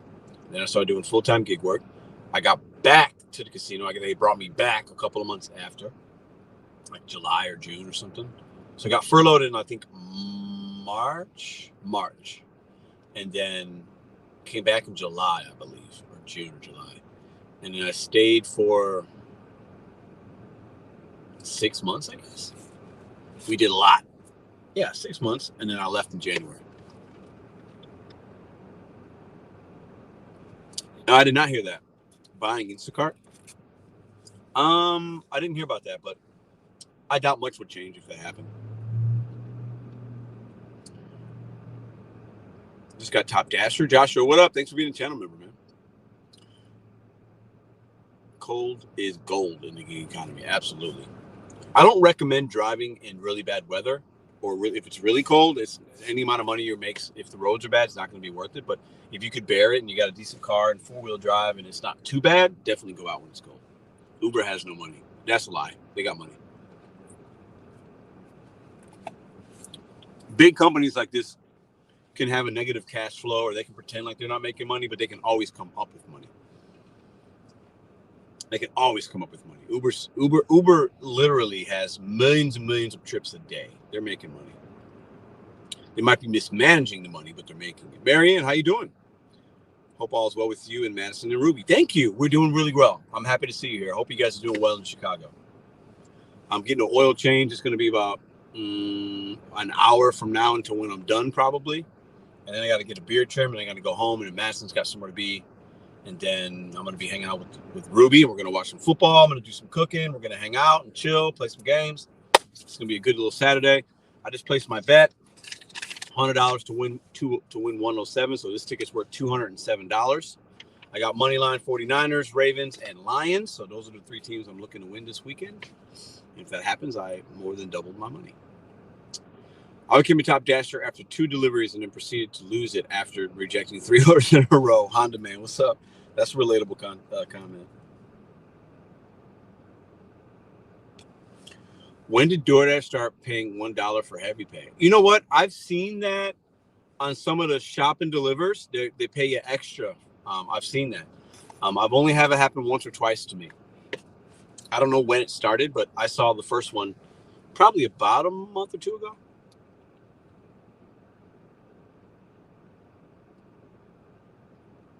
What was the bet again? 49ers, Lions, and who? Oh, Ravens. I went chalk, straight chalk. $100 to win the ticket. To win the $100 would win me 107, so that I would more than double my money.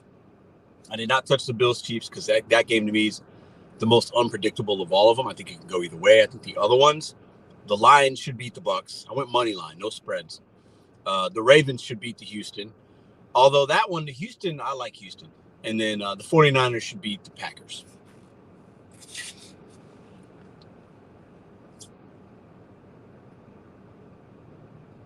Easy way to double the money. If I lose 100. It is what it is. I'm not going to cry about it. I don't gamble often. I gambled last week. We lost. That was a 5-leg parlay. But sometimes I drop a little bit of money. I'd probably say in 2023, I might have gambled on sport betting $400 for the whole year, right? So, and out of that 400, I probably like broke even. Like I won a couple, I lost a couple. So, yeah, I don't sports bet often. But Hannibal and I, we have a podcast, and we both are placing the same bet, and we're going to talk about it on Monday night.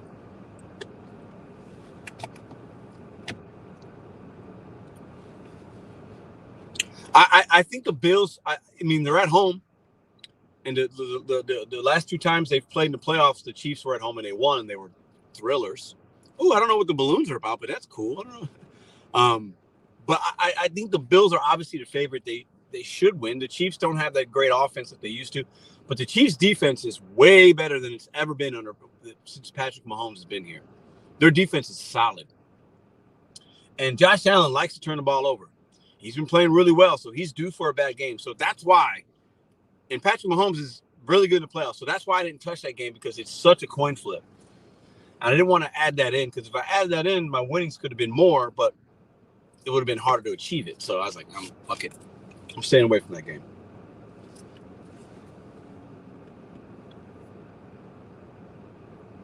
Yeah. Like, I'm not going to be surprised either way, whoever wins that game. If Mahomes balls out, I'm not going to be surprised. If Josh Allen balls out, not going to be surprised. Like, it can go either way. The other games, I'd be surprised slightly if the Texans won. I'd be surprised if the Packers won.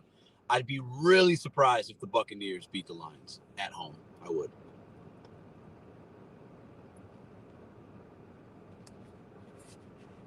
Detroit versus Buffalo. Oh God, that would be a good Super Bowl.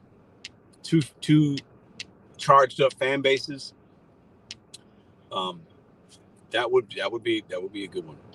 I don't think that's what it's going to be, but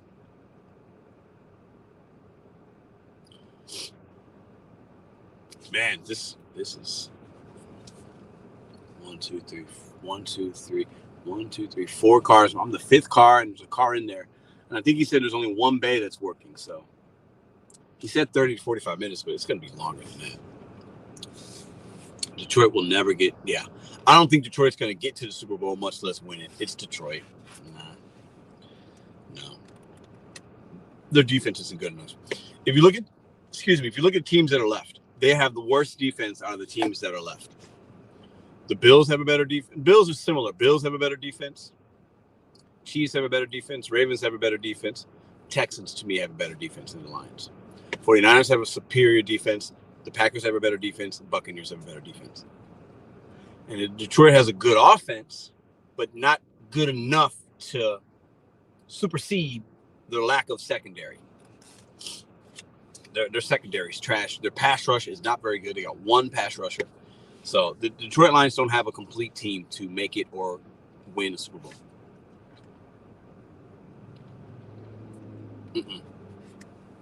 Green Bay's not making it to the Super Bowl either.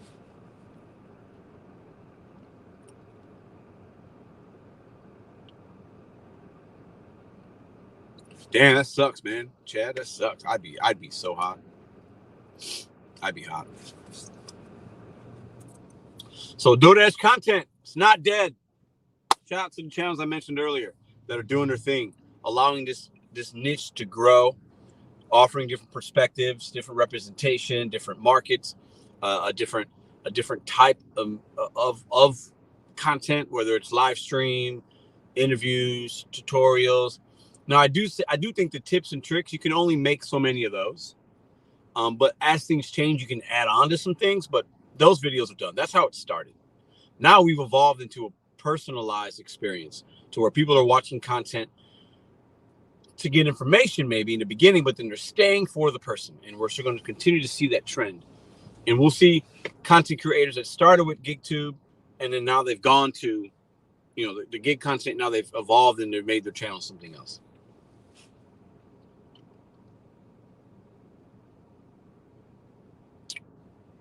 Chicago, listen, boom, that's my team right there. Yeah, I don't think we'll make the Super Bowl next year, but I mean, we should be in the playoffs next year.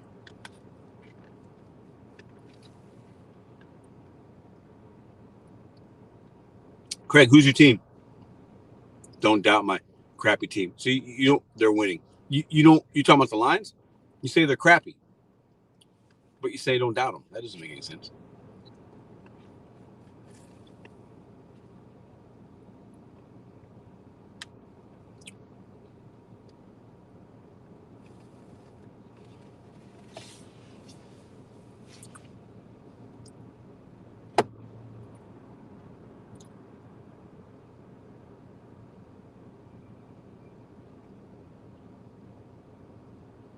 He wanted to fight you. I got it all on dash cam. Send me that video. I'll upload it on my channel. I'll give you $100. Chad, I'll send you $100 if you give me that video and let me put it up on my channel. How long is the video? I'll give you $100 for that footage. If I put that video on my channel, that video is getting 10K views minimum.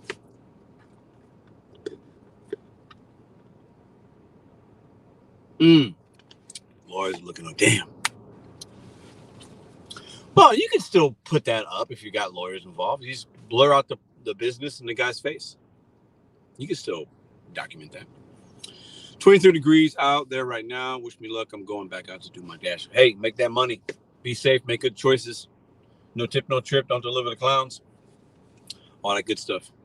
Jesse, what up? Did St. Louis get snow? Yeah, it snowed 2 days ago a little bit. You can see snow, remnants of it, but like it's not on the ground like the streets. But it snowed a little bit. It was nice, not a lot. Roads have been fine in St. Louis. It's been pretty cold. So money's been good if you want to do gig work. But Santiago, Edith, Hawaii, I received an email said that my pay fare card is deactivated because I don't use it for a while. Is that true, anyone? Edith, you talking about Uber Eats? Because that might be a scammer. You talking about Uber Eats? I didn't get an email like that, and I haven't used my Uber Eats card in forever. I haven't used my black Uber Eats card in over a year, and I didn't get that. So I would be careful of giving anybody information on an email. And I would call Uber directly and ask them, hey, I have a black card. What, does it still work? But I would not respond anything in an email correspondence. There are scammers out here. You guys got to be careful. Jay Walk, what's up, Sam? Hello, everyone. A few very big changes I have experienced in New York City now that new regulations have been, I've been in place for nearly 2 months. Some are very significant. I will share one at a time. Perhaps we can discuss a little while you're waiting. Yo, let's talk. You want to you want to talk in the chat, or I'll bring you on the screen if you want to share. I'll send you the link to the Streamyard if you want to come on. If you want to talk about it. I don't have a theme yet. I don't have one yet. No. Is she asking about DoorDash, Dash or Direct? I got the same email. I don't care if they deactivate though. Ooh, the Dash, maybe, Jesse. I'm not sure. I'm waiting for her to respond. But definitely be careful with what you're getting in your email. Some of them can look legit and it's not. It doesn't mean that they're not legit, but just do your due diligence. Be very careful. How about, is this the worst January ever? Chad, I actually talked about that. Did I talk about that last week? I don't think it is. It's not a bad topic. Fields or Williams? Fields. I want Marvin Harrison Jr. Sure, let me set up no video though. Yeah, you don't have to do video, but you can just verbally share with us what you're seeing in New York City. I'm gonna send you an email right now. Hold on. I'll send you a link.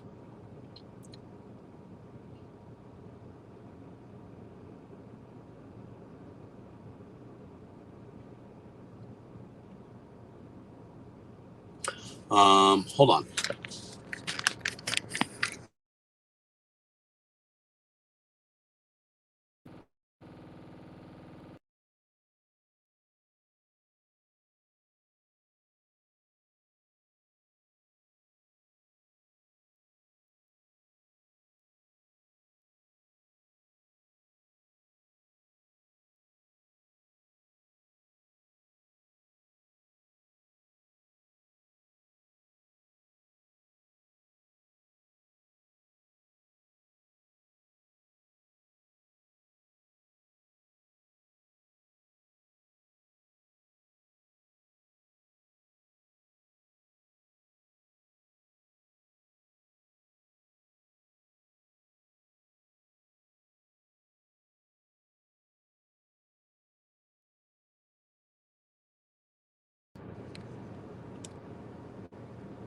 Okay, are we good? Okay, there we go. Muted.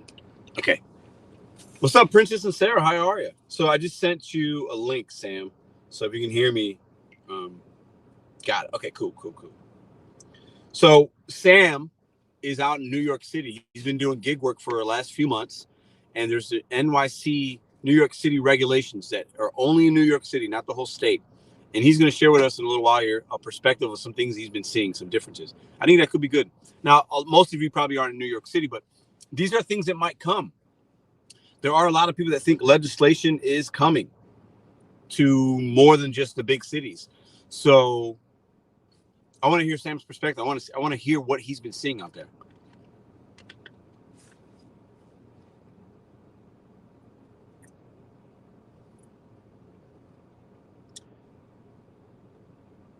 But Chad, if you're still here, man, reach out to UDM. Maybe he'll want to come on. I don't know. I think he wants to do that debate on your channel or his. But I'd be up for hosting it if both of you guys wanted to do it. I'm in St. Louis. RJ, gaming, cats, dogs. I'm in St. Louis.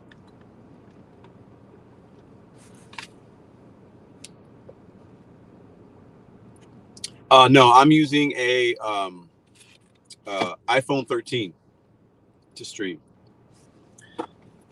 Matter of fact, I need to probably charge it up a little bit. Oh no, I don't know how much battery life I got.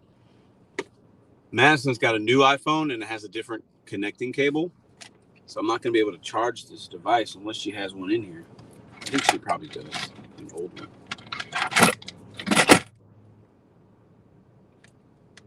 Yeah, okay, I'm good. I can use this one. So part of her Christmas gift, I got her the new iPhone 15, whatever. So with that, I had to get there's a different charging port for those versus the older phones. Bro, what the fuck? So let me see if this will work. DoorDash. Okay, so Edith, you got that from DoorDash. Okay. So you tossed in Dasher Direct because you haven't used it? Just be careful. I'd call them.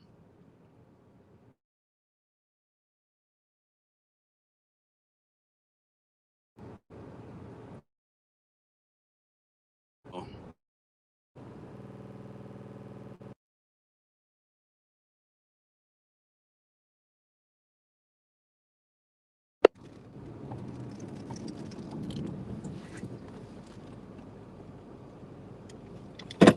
Can you guys hear me?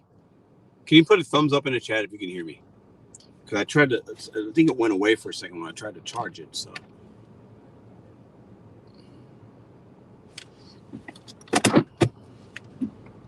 Okay, thank you, Princess.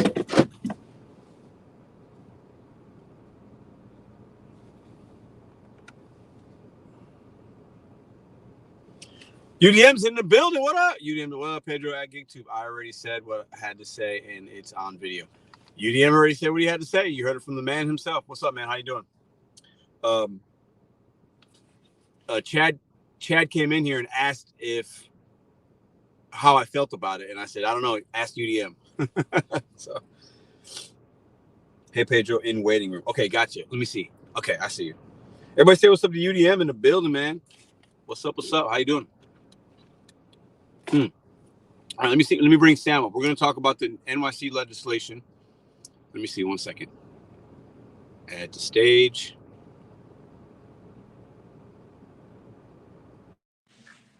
Okay. Sam, can you hear me? I can, yes. Great. We can hear you. How you doing, man? Pretty good. Yourself? Hope everybody's doing well, staying warm. Yeah, we're good, man. We're good. So tell us about what's going on in NYC, man. I've been wanting to hear your perspective, and I think a lot of people were talking about legislation around the country, and your experience is obviously very unique because you're in a place where they started something a couple of months ago with the NYC stuff. So give us a little bit of what you've been seeing out there. Yeah, I'm going to share a couple of things that I've have noticed and experienced from two perspectives. One from a customer, from just being a customer, hearing, not an app worker, and then a little bit of from the app worker perspective. Mm-hmm. First, from the customer perspective, one of the things that has really stood out, and I mean everybody's talking about it, is at least in this area of Queens, New York. I don't know if it's everywhere, but at least for the borough of Queens in New York City, is what is starting to disappear from the windows and the stores and all that are the help wanted signs. They're disappearing. They are just not there anymore. And we're so used to, everyone is so used to seeing them. And one of the things that obviously comes with that, like, for example, I have a CVS near me. That thing is always, packed because they don't have enough people work in the store. There's a Family Dollar that I go to pretty frequently. That thing is a mess. But, for the saving a few bucks, it's always worth the wait, that sort of thing. But it's a mess. If you go to the Google's, review, and you look at people posting reviews and pictures, you see constantly in most of these stores where they're complaining about the aisles are being clogged up by inventory because they don't have people to unpack the carts once they unload them from the truck. Right. That sort of thing. And then getting on the line to check out is always an adventure because if there's a lot of people, you get the idea. All of that has stopped. The store is fully staffed, fully stocked out. The little kiosks that some of these stores have that people could sit down and fill out an application for a job are now full again. They clean again. You can actually see them. There's instructions because they were ignored for so long because nobody was applying for jobs. Hey, can I have you bag up so they can bag up something fill out here? Thank you. So one of the Go ahead, Sam. You're good. Okay, so one of the stores is that I spoke to, that I'm kind of friendly with the management of the store. I said to him, "Hey, this is great. What's going on?" Blah blah. He said to me, "Listen, these people have been pouring in here, and all they have in their, in their job applications for the last 2-3 years has been gig work. That's what they come in here. That's all they've been doing for the last 2-3 years. But we've been hiring them. They've been hiring them at 17, 18. The minimum wage went up in January to 16 an hour here. So, but a lot of these stores are doing 17 and 18 because they're trying to be more competitive to get the people that are available. Right. And he said they've been hiring like crazy.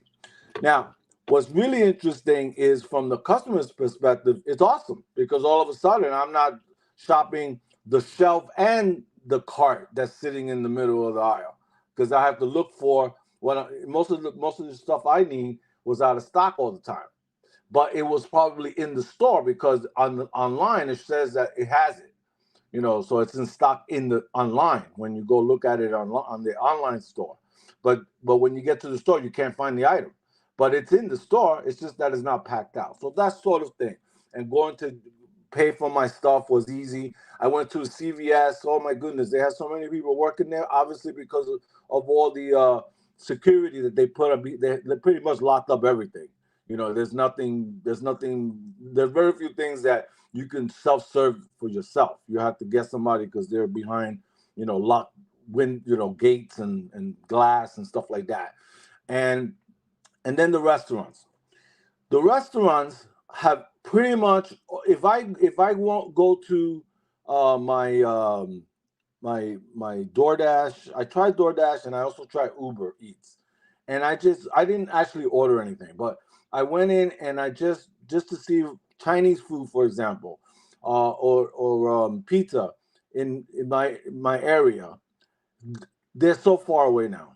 They used to be a little bit closer. There was a lot of options to pick from. Not the case anymore. All of a sudden, they're almost all gone.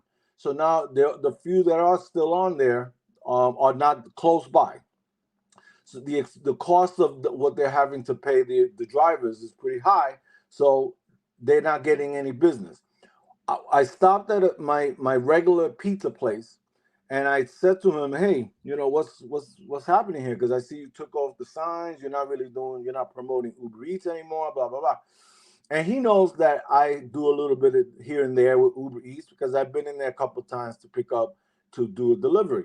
So he says to me, listen, DoorDash and Grubhub, the apps are not letting us, don't have an option for us to restrict to only people that are in cars. So everything is people to make money, they're doing bikes. A lot of bike people delivering in the bikes.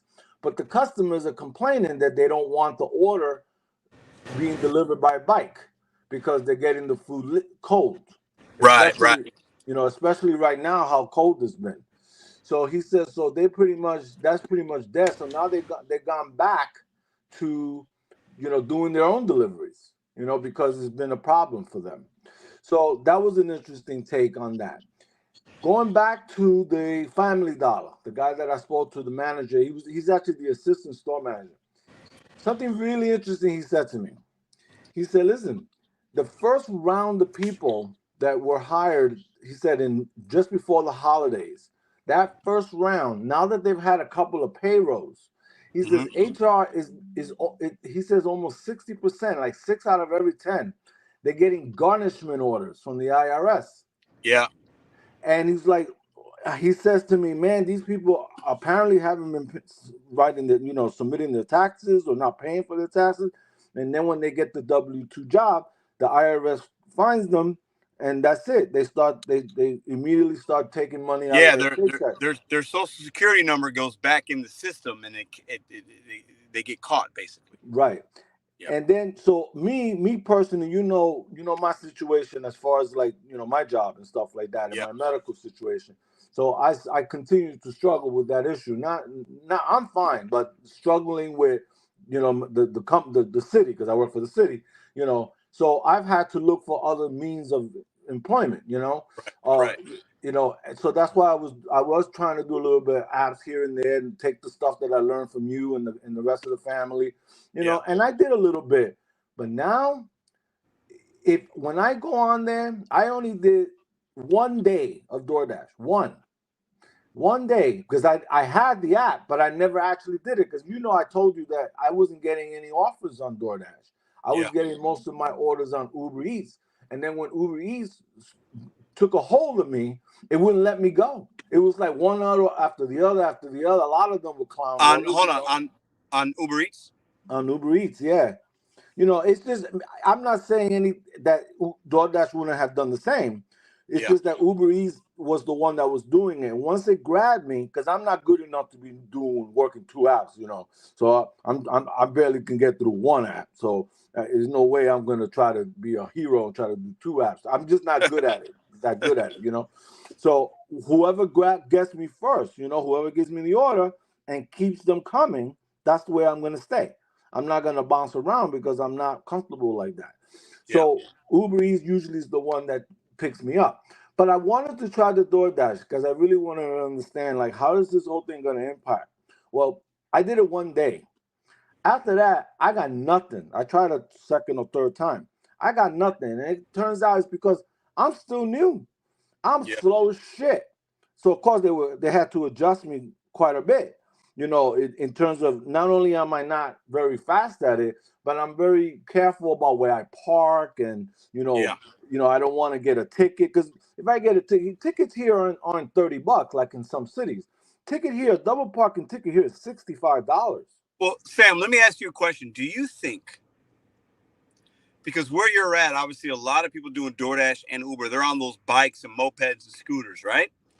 And the app, you could tell what kind of vehicle you're in. Do you think you weren't getting a lot of DoorDash because they knew you were in a car versus a scooter? Well, I have to pick. I have both 2 profiles. I have a car, and I have a bike. Okay. A scooter, an e-bike.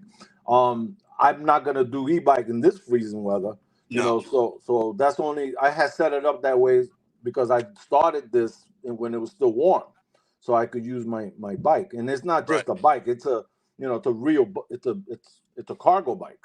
So it had a flat. You've seen pictures, I think. Yeah. But it has the back, and I could actually fit a pizza back there if I wanted to. That sort of thing. And a lot of these places don't even, if you try to get a job with them directly, most of them want you to have a bike. They don't want the cars. But now they have to change their tune right now because it's freezing outside. So the customers are complaining that the food is getting there cold. Because they're not. It's hard to keep food warm when you're riding a bike. To deliver the food, and God forbid you have more than one order, because now you got to leave the food outside while you're delivering one order, and the other order is still outside on the bike. So it has a lot of time to get cold. So that's a big problem here right now, especially with the cold weather that we're dealing with. Yeah. So my experience as a I guess a food delivery person has been where basically I went on DoorDash. I did it one day. Apparently, I was just way too slow for them. I was only doing like barely 2 orders an hour. Yeah. Barely. Yeah. So and they kept me pretty busy. So it wasn't like I had a lot of time in between. So I pretty much was on the clock for most of those. I think I worked 6 hours. Yeah, you were active. Like you were really active doing it. Yeah, I was doing it. And of course I was taking everything. I have to pretty much take everything. Plus I didn't care. I wasn't trying to pick. Plus there's no tip information. So everything is just because they don't do any more advanced tipping here. Let me ask you this. When you did that DoorDash for the day, that was under the new New York City regulations, correct? Correct. So where you were basically being paid by the minute. Yeah, so it was 50 cents a minute, like $29 and some change per active hour. Right.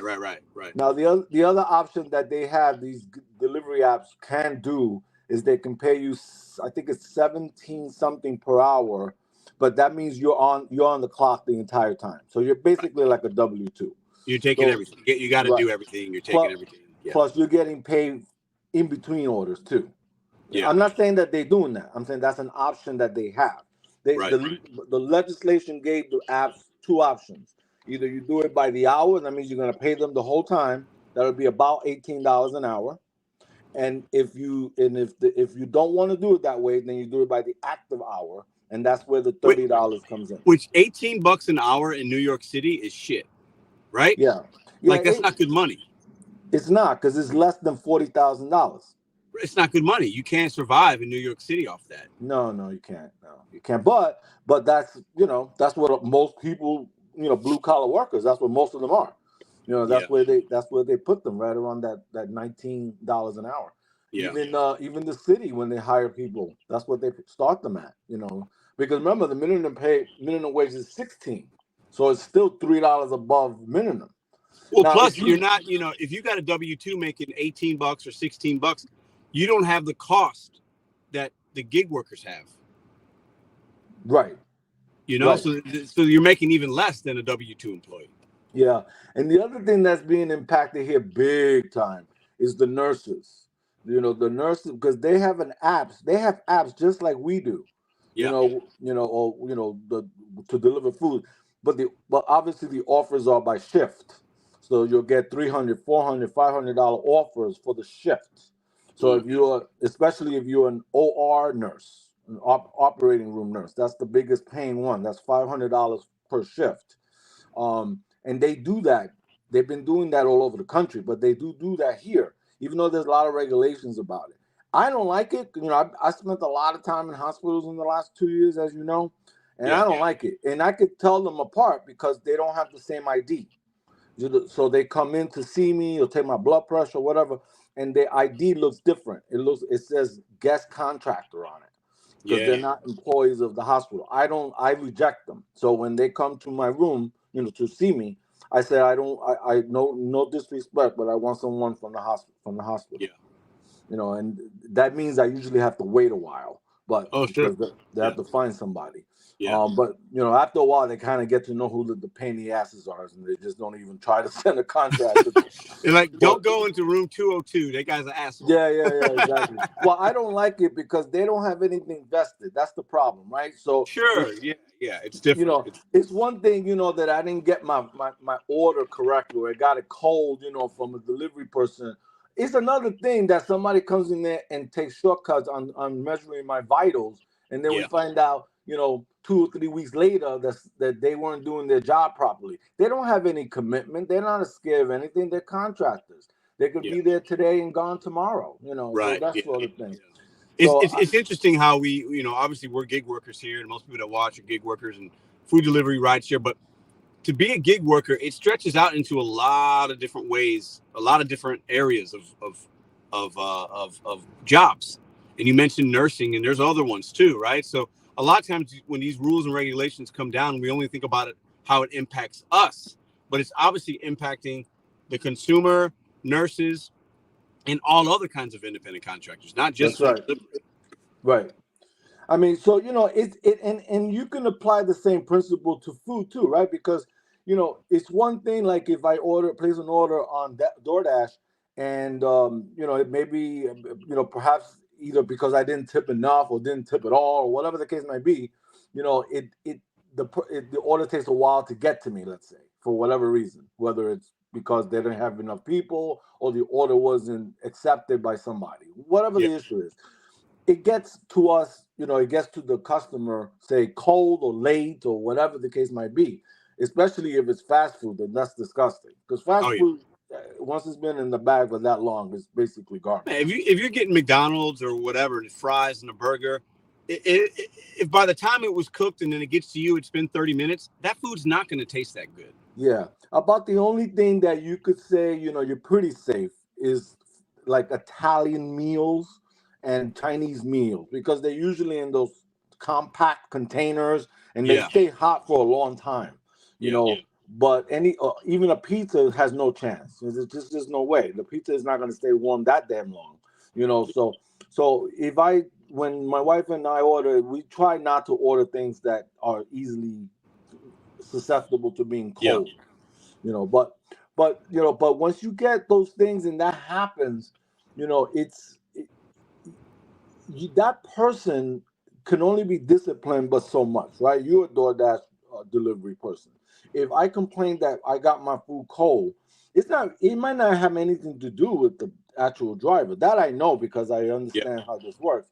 But most people don't understand that, and they'll blame the driver instead of, you know, the process. Really, because it's really the process. You know, you get these clown orders, you know, by terrible customers that don't tip, and even the ones when they tip. I mean, here now it's not happening because of the legislation, but before that, when I was getting Uber Eats, I noticed it was not brain surgery. I noticed that when an order had a tip and an order didn't have a tip, the payout was almost the same. It's just that Uber reduced the base based on the fact that the order had a tip. That's crazy, isn't it? It's disgusting. You know, everything here is $2, $3, $4. I rarely get over $4 unless it's from a high-end restaurant. Then yes, I've seen those very nice orders. They're pretty decent, but still, you know, my minimum is at least $1.50 per mile, and it better not be a place where it's going to take me away from my area too far. You know, hey, Sam, let me ask you a question. So, what do you think about the legislation that was passed? Do you think it's a positive or a negative for the New York City gig workers? I think it's a disaster, to be honest with you. Everyone feels that way. If you were not, you hit it right on the button a few weeks ago. When, you know, listen, I haven't been too interactive with you, but I've not missed one of your episodes. I've still watched all your episodes. You hit it on the button. If you're a veteran and you know what you're doing, like Mr. Pedro DoorDash Santiago, or, you know, or Bud Soda, you know, people that know how to work these apps, you're not making freaking $18 an hour. You guys are typically making 25 plus an hour, or then some. You know what to pick. You know your market. You know what to decline. And you know how to work multiple apps. You can do one or two apps. Right. And Instacart, I don't even want to start that conversation because Instacart here is really, really, really, really bad. Well, I think, for you in New York City, just with the logistics of parking and certain things, it's going to take you 2-3 times longer to do an order than it would be me in St. Louis. Right? Yeah. So your Instacart experience is going to be very different than mine. The problem with Instacart, most people will know this if they work the areas, certain areas, most areas, is that this is a melting pot. Okay, this is, you got Muslims, you got Catholics, you got non-religious. You know that there's no religion involved. Then you got the Jews. You know, with their type of food. So when you go shopping for in an Instacart into a supermarket, nothing is together. They have their own aisles for different things. So unless you know the culture and you know what you're looking for, and most of the time Instacart doesn't even have pictures because it's sort of obscure kind of items. You know, a lot of this stuff is imported from Israel, and some of it is imported from Muslim kitchens and things like that. So the items don't describe are not common to us. The only one that I don't have that problem with is Aldi, because Aldi is Aldi. So if you're gonna Aldi's Aldi, yeah. Aldi's pretty generic, you know. I love shopping Aldi orders because they don't have 5 million different versions of one product. Yep. You know, it's like, okay, this is it. You know, you might get two, might have two options, depending on what kind of item it is. Or maybe you might have some that are, low sodium and, regular and low sodium. That happens a lot. But when you get Godiva, like a fish of some sort, in a can, it could be for people that are that only eat, what is that? Kosher, and then there's another one that a lot of Africans use. I'm not sure what the other one. Yeah, I know kosher. Sure. I forget what it's called, but you can imagine what I'm describing here. There's a lot of them. So when it says jelly or corn, that's not good enough. Normally, in Aldi, for example, if I get an order for corn, it doesn't matter what kind of corn. Oh, here it is. The Driven Dad says halal. Halal, that's it. Thank you. That's it. Yep. Thank you, Tony. That's exactly it. So they got that. There's a supermarket over here that has 3 deli counters. 3 of them. 3. If you want halal, you go to this counter. If you want kosher, you go to a different counter. And everything else is on the 3rd counter. Why? Because they can't slice the machine, the different meat types. Yep, they can't do it. They can't cross-contaminate those things. Right. So, could you imagine I get an order that is partly this and partly that, and now I got to take 2 tickets for 2 different delis. There's no way. It's crazy. Right. And if you get used to, once you try to get used to the supermarket, then you say, okay, I know that that aisle 5 is where the jellies are, for example, right? Oh, but that's not good enough, because that jelly might be in aisle 4. It could also be in a different type, in like say host like the food that non-GMO version of it. You know, I call that like woke food. I don't think that's correct, but and that's in a whole nother aisle. Because they'll be offended if they stock the items right next to each other, because that means that the people have to share the aisle, even though they come from different beliefs. But let me ask you this: with all that being said, you're sharing with us that New York City obviously has and things that are just way different than any other place that might take you longer time to shop. So then, in that particular instance with Instacart, wouldn't it be better to have legislation, because now the worker is getting guaranteed money even if it takes them longer? Yeah, except that Instacart, any kind of personal shopper kind of thing, is not affected by legislation. Oh, that's right. It's just a food delivery, right? Food delivery, and I think I want to say rideshare, but I'm not sure. I think rideshare is also part of the legislation. But I'm not 100% sure about that, but I believe it is. So like the Uber drivers and things like that. Yeah, I think they have to have minimums too, but don't quote me on that. I don't want to say the wrong. Yeah, I'm not sure either. I'm not 100%. But I could only speak for the food delivery, because that's what I was involved with. That was it. But there's a lot of, I said before, I think it's a disaster, and why I say it's a disaster, because if New York, you need more than one job. I'm sorry. Even the best of jobs, which I have one for years. You know that. Yeah. If it wasn't because my wife also has a very good job, I wouldn't make it on my own. Well, yeah, you either need 2 jobs or you need to have 2 a companion. incomes. Yeah. Like a wife or a husband, and you both have decent jobs, but even then it's a struggle because everything costs a stupid amount in New York City. Rent and everything, cars, Exactly. parking, and you got to have this and you got to have that. All the food is crazy. The gas is high. So yeah, New York City, man, if you're I couldn't do what I do in New York City because Madison doesn't work. So we would have to like readjust a lot. You know what I'm saying? Yeah. I could do it because of where I live and my cost of living and my situation. But NYC, we'd be struggling. For sure. And now I don't know what they're gonna. I don't know how they're gonna pull this one off because now I think it goes into effect February 12th, something like that. It's coming up in February. I believe it's the first half, sometime in the first half of the February. So we're not far away, about 3 weeks, 4 weeks away, where the congestion pricing kicks in. So that means that they've been going around installing cameras all over the place in Manhattan.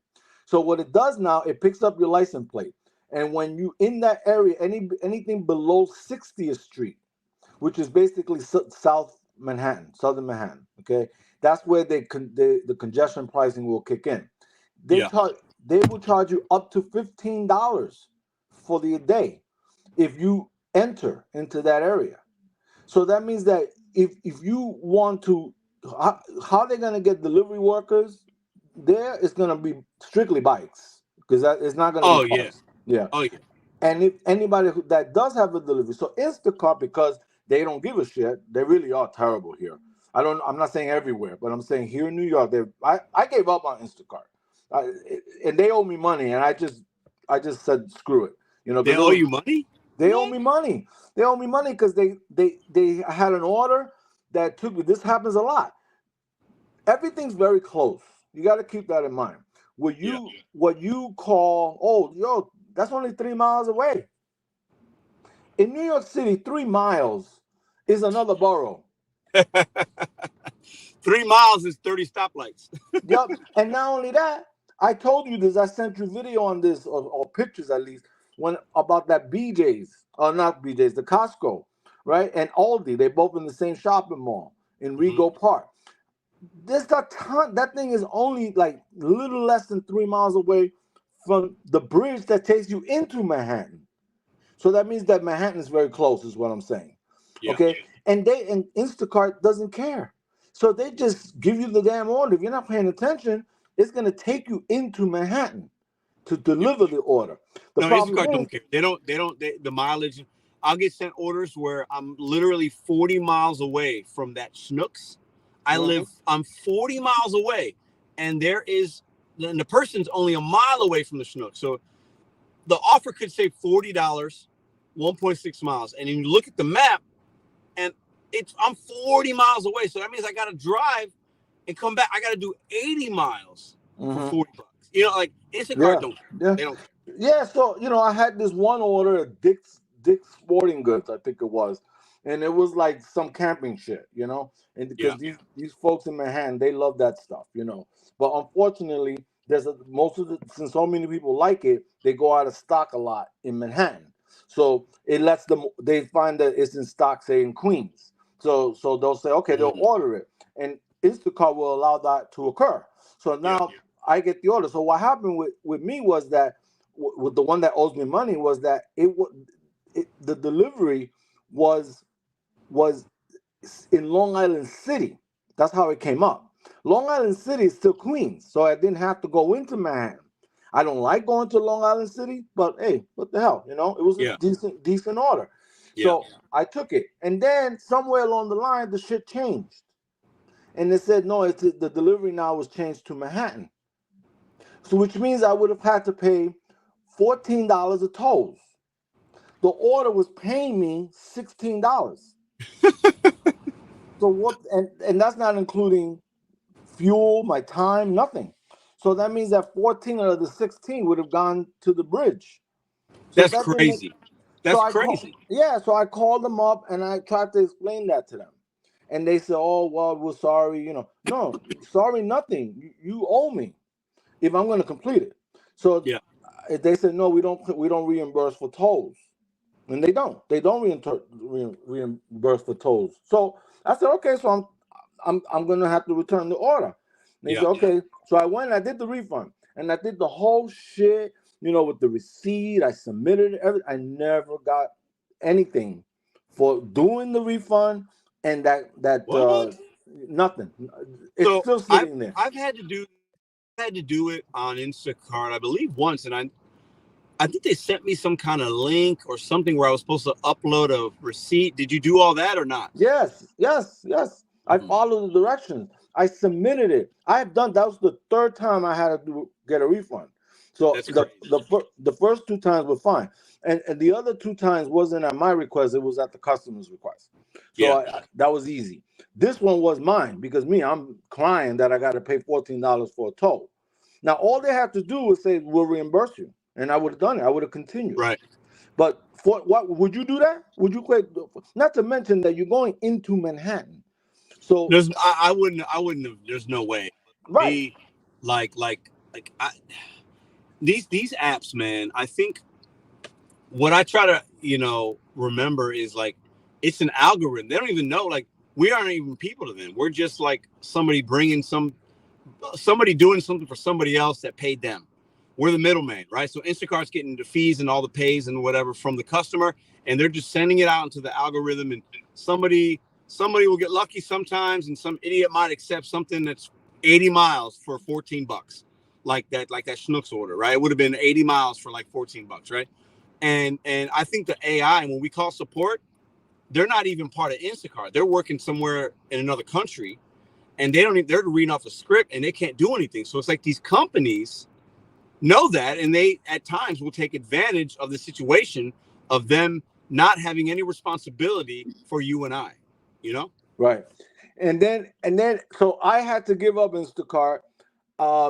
Uber Eats got worse and worse and worse and worse. So it got to the point where then you're not gonna make money. You might get 2 orders that are profitable in that in those few hours that you're working. The rest of them are just horrible. The only time I've actually made any money on Uber Eats has been when I work the overnight hours, when I work in the middle of the night, and I do. Oh, really? Yeah, and I love it. I love it because there's no traffic at all. Yeah. The problem is that it's dark as hell, and nobody apparently can afford. Well, to buy. It's not going to be as safe, and then sometimes you might run into places that are closed, right? Well, you see me in person, so I'm not worried about being safe because I look like the guy that people are scared of. So it works out for me. You blend in with the criminal. I blend in, yeah. Although if they get a close up, they'll realize that I'm nearly 60 years old and say, this guy ain't shit. But and you got the creepy van. So and I got the creepy van, exactly. And so at nighttime I had to obviously have a flashlight on the whole night because I can't find anybody's damn address. And these are not neighborhoods that I know. So I would get lost often, things like that. When I say lost, I don't mean lost, but I went down the wrong street and I got to go back around and that sort of thing.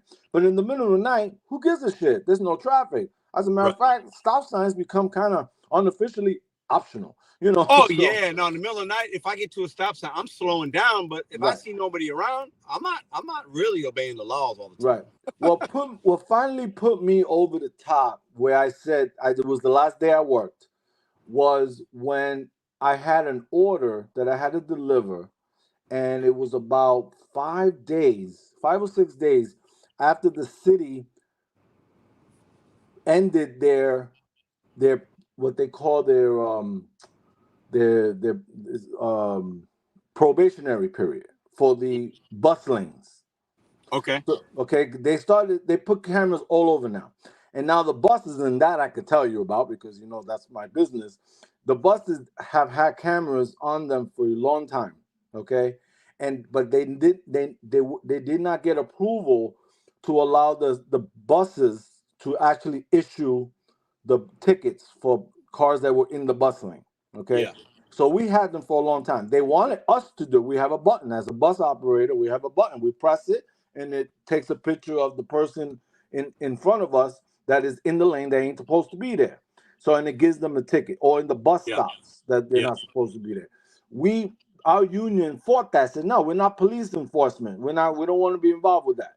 You know, you got to figure out how to do it without us. You know, That doesn't seem like that's part of the job. Like, like, you know what I mean? Like, not only that, look, to regulate that and also drive a bus safely with hundreds of people on it, like that doesn't make any sense. But get this, right? This is why it's really bad. Let's say that I have a route. I'm always going to be the driver of the 5:10 bus. I'm always going to be the driver of the 5:10 bus, 5:10 p.m. Let's say, right? Yeah.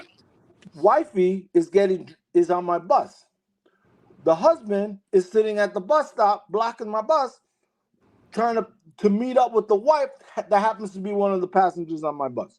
Right. Now she gets off and hooks up with her husband. Now keep in mind, this is happening maybe 4 or 5 times. You got a few people there. It's not just that one couple. There's a few people doing the same thing. If I go through there and I keep hitting buttons, they know who the driver was that they got the ticket from. So then they come hostility when they finally get the ticket like a week later. Yeah. Yo, motherfucker, I'm sorry. Yo, you gave me a ticket, because they know we have control of that. Yep. So then it becomes a safety issue for you. Right. So that's why the union said, no, we don't want no part of that. If you want to do it, you do it automated. Take us out of the loop. If you guys could figure out how to do it where the computer takes the picture and all that, that's on you. But we don't want to be the ones pressing the button.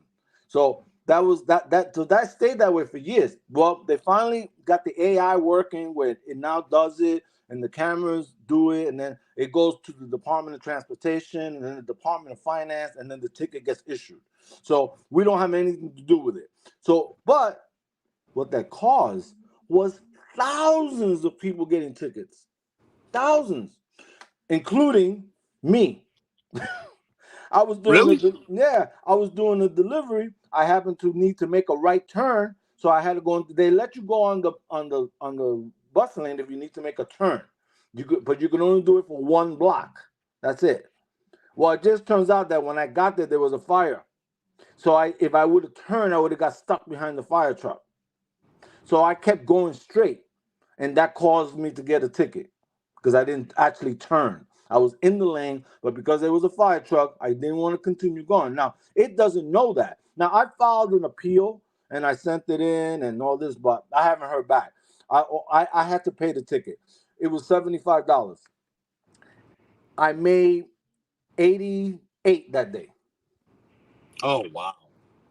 So you get my drift. And this is buses, bus lane tickets. You got your speeding tickets and your red light tickets. Those are all the tickets you could get all over. And New York City, they just be taxing y'all way too much. They gone overboard. You know why though? You know why? No, 100%. No, they don't want cars. I know that. I think there are some cities and states that have more people that are needing assistance, and they got to make the money somehow. They just do. And I think they tend to take away from people like you and I because somebody else needs something, which everybody needs something. I get it. But I think a state like New York City, where there's people from all over, I mean, they're taking advantage of the working man like Sam. And they with all these regulations and with all this stuff, they're taking away from people that are working and giving to people that don't have a job. Right. That's how I look at it. Now, you remember a while ago I told you that I started using another app called Axle Drive. Yeah. I'm sorry, Axle Hire. Axle Hire, not Axle Drive. Axle Hire. That's the meal preps, the meal kits. Remember I sent you a picture of that? It was like HelloFresh and Factor. I was doing that. And I was doing pretty good with that. It's not a lot of money, but it was pretty consistent. And so at the time that I was still working the food delivery, I switched over to Axle Hire. And I was doing very, very well. When I say very, very well, I'm talking maybe, I only work like 3 days. I don't like working every day. And only really weekends, so it's Friday, Saturday, and Sunday. Those were the days I was working. And I would only go to it. I will only try to pick zones that the deliveries were private homes, because trying to get into a building with a box of food, prep food, and you can't leave it outside because it's food. It's not, and I'm not talking about McDonald's food. I'm talking about a box full of steaks. And here, these people have so much freaking money that farmers dog is very common here. So I get a whole van. You've been in my van. I filled up that whole van with a lot of this food, and that's not light because that's mostly meat, because it's raw meat basically for the dogs. So those boxes are damn heavy. So whenever I had those, whenever I got those, I would definitely not do buildings because now I have to walk upstairs and plazas, and I had to park like a half up 2 blocks away so I could walk with the thing, or and then they would never ramp, so you always had to walk up little steps to get to the building. It was just insane with a 35, 45 pound box of dog food, and I don't mean puppy chow. I'm talking about raw meat, so that's in there because it's not frozen. It's actually like refrigerated, so it's not frozen food, it's refrigerated food. So, but when this shit hit the fan with the legislation, people stopped working the DoorDash stuff because it got so horrible. It's just not enough. That's why I say it's a disaster. So it knocked me down in my seniority. That's what happened. So many people came to the app. So now I can't even bid for the work anymore. It doesn't. By the time I'm on the second tier, they go by tiers. So the people that are the heavy hitters, the regulars, they get it first, and then once whatever's left over goes to the second tier, and then so you got to work your way up to that. Right, but because there weren't that many people doing it, I was pretty much in the first tier because I was. It was all new. It was not new, but most people were in my level of expertise. Why would they take an order that had 40 boxes of meal kits to make $90 when they could do a whole bunch of Uber Eats and DoorDash and make more in that time. But those guys, those people, those men and women that were doing that when the legislation hit, they like you. Will you imagine if I tell you you have to pick between minimum wage and doing what you do now because they're going to remove it. Remember, they remove the tipping here, so it's only going to be base pay here. Now you could get the tipping. Who the hell is going to go into the app after the fact? I would say 1 out of 100 orders might tip you afterwards, but that's not. People get their food, they're done with the process, they're done. Yeah, I did when I was trying. And remember, I told you I did that one day of DoorDash. I actually got 2 cash tips, and they were both of them were $5. But that's about it. But you can't live like that. You can't bank on that. It's not going to be normal. Right. But it's good. But for somebody who's not like you, where you are seasoned, you're professional, you make your money, you know how to work it. So you're in that 30, 35 and up category. You might not every day is like that. There's good days, there's bad days. But the point is that you're not a new guy. You've been doing this for 3 years. I can do it and still make profits off of it. That's correct. Those guys, it's a disaster. Yeah. It's a complete disaster because let me ask you this. Now that this has happened in New York City and Joe Biden is trying with the Labor Department trying to do a whole reclassification and make us employees and first off, do you think New York City how long do you think that this will stay in New York City where this will be how it will be? And do you think Joe Biden's labor proposal will come Let me tell you something. One thing that I wanted to bring up. I'm glad you asked that question. Here's the deal. So I gave up on working any of that stuff. So I've actively been looking for work, for a regular job, W-2. Yeah. And so I'm looking at all kinds of things. So I went to a job fair that the city of New York had, and it was interesting. It was a virtual job fair. And who was there? The IRS. And they had a crap load of job openings. Oh my God. So many job openings. The IRS did. Yes. Yeah. So I've submitted, my you have to hit like a submit, and then you already uploaded your resume. So if you hit apply, it just simply transfers it allows the resume to be viewable by that vendor. So in this case, it was the IRS. I apply basically for like 15 different jobs. Okay, most of them were government related jobs, but there's also private sector jobs in there. But most of them were, but the ones that I did. So anyway, I had questions that I wanted to ask because there was some things that were confusing about the IRS. The job that I was applying for is called taxpayer advocate. Taxpayer advocate, and there's a taxpayer caseworker. So basically, when you call the IRS that you need to talk to them about something, that's an advocate. The person that answers that call is an advocate. So they're the ones that the first line of communication. That's the first. Okay.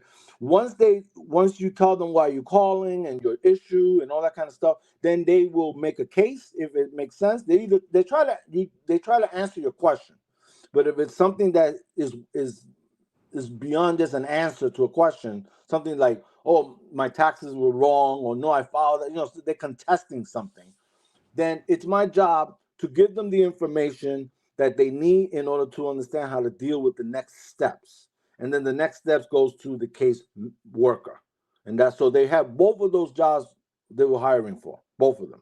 So the first line of contact, so that operator that answers the phone, and then the second. So anyway, so I asked questions. So I got scheduled for a chat interview. And I'm like, oh wow, that was fast. I was like, I guess they're gonna give me a shot. Maybe maybe they'll hire me. So I had it was a schedule. I hit it, and it came up, and then I had to. So basically, the IRS HR was on the line, and so I thought it was an interview. It wasn't. It was just that they wanted to answer my questions because I had questions. So one of the questions that I asked them, I said, you got this thing as a telecommute job, but most jobs are when you work from home, they call them remote. Why do you call it telecommuting? And why do I have to be linked to a IRS center, an office, if I'm working from home? Because it was a remote job that I was trying to get. So she explained the difference, right? So she goes, oh, but we have a lot of openings, right, in all kinds of different situations. So this is what she went on to tell me. They have approximately 6,000 job openings in this category. Okay, she says that the reason that they're hiring so quickly and so urgently is because they in line with the changes that are happening from Biden, with the Biden administration, to change the 1099, rules, because they know that they're gonna get flooded with calls. So they're trying to get staffed up, because right now, if you call the IRS, well, I don't know about right now, but in recent times, if you try calling the IRS, you were going to be on hold for a long time before you actually talk to somebody. They couldn't leave that like that. So what she gave me the impression, which she probably shouldn't have said to me, it's probably not something she shouldn't have talked about, but nonetheless she did. Maybe she felt comfortable because I was already a government employee. I'm not sure. Or was, I should say, because I'm not there now, but you know what I mean, is that this timing of this appears to be intentionally, they must have intentionally held up of trying to push the new rule forward until the IRS could get ready for it. So they can get staff, because they're also going to have a lot of people to look into, investigate. There's going to be a lot of work for them to do. Yep. And in doing that work, they're going to get a lot of money. Yeah, and keep in mind that it's that rule affects approximately 66 million people. Yep. Okay, think about that. That is what 1/3 of the working population. Okay, because you don't count kids and people that don't need to work. People, and out of that 66 million, a majority of them do they do whatever that gig is once or very part-time. Right? That's true. So it's not 66 million full-timers with full-time income. It's like, like a person doing this side job and doing this, and a guy doing music at some place, and one guy doing the food delivery for a week. There's so many side hustles, Listen, The one thing you have to keep in mind is that this is not the first time this has happened. Okay, this happened back in the 90s, in the mid 90s. This happened, and I can tell you that because it happened to me. Okay, so I was doing I was computer programming in my old days, and I was doing a lot of contract work. That's what they were hiring. It was just 1099. You're responsible for your own taxes kind of business, and I was doing it, and I was doing some ridiculous money. I was making like $400 a day. Back then, because today that's a lot. Imagine what it was like back then.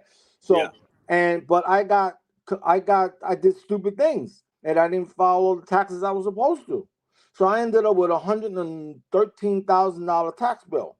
After a few years of doing that, ignoring, I didn't submit my shit properly, shit like that, and so by the time they caught up to me, I was already out of that space. So I was doing more regular work. So at that point, it became sort of very difficult for them to collect. Yeah. But nonetheless, well, and that's going to happen in this case because a lot of people only do food delivery or a particular side hustle for a very short amount of time. So they're going to be trying to collect on income from 2020, 2021, and the year's going to be 2025. Yeah. And they only have 10 years from the last time they did anything with you. It's not from the time that you started having the problem, but the last time they either created a payment plan for you or something like that. It's the 10-year clock starts at that point. That's what ended up happening to me. Eventually, they did a tax abatement for me. So I was able to, they wiped out like, I don't know, $80-something thousand that I owed them, that it just disappeared. But that's not the point. The big point is that who are the big culprits? IBM and Microsoft. IBM and Microsoft back then. Today it's DoorDash, it's Uber, it's a different group of companies. Yeah. What did they do?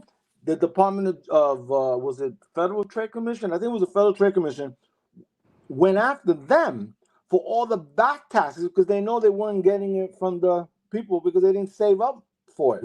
Right. And that sends shockwaves through the industry. So at that point, 1099 contractor work died. It ended because they lost that case. Microsoft had to pay back taxes, payroll taxes, and some other things that they were fined for, all related to the fact that they had all these 1099 workers that really shouldn't have. Okay. So in saying that, and to make it and to marry it to what we're seeing now, are you saying that it's possible, or will it likely at least, that DoorDash, Uber Eats, and Instacart people are going to become employees because of the pressure put on the companies in a similar way from IBM and Microsoft in the 90s? Well, yes, I am saying that. And more specifically, you asked me the question about the Biden, rule changes, right? So there's an importance to him doing that. Okay.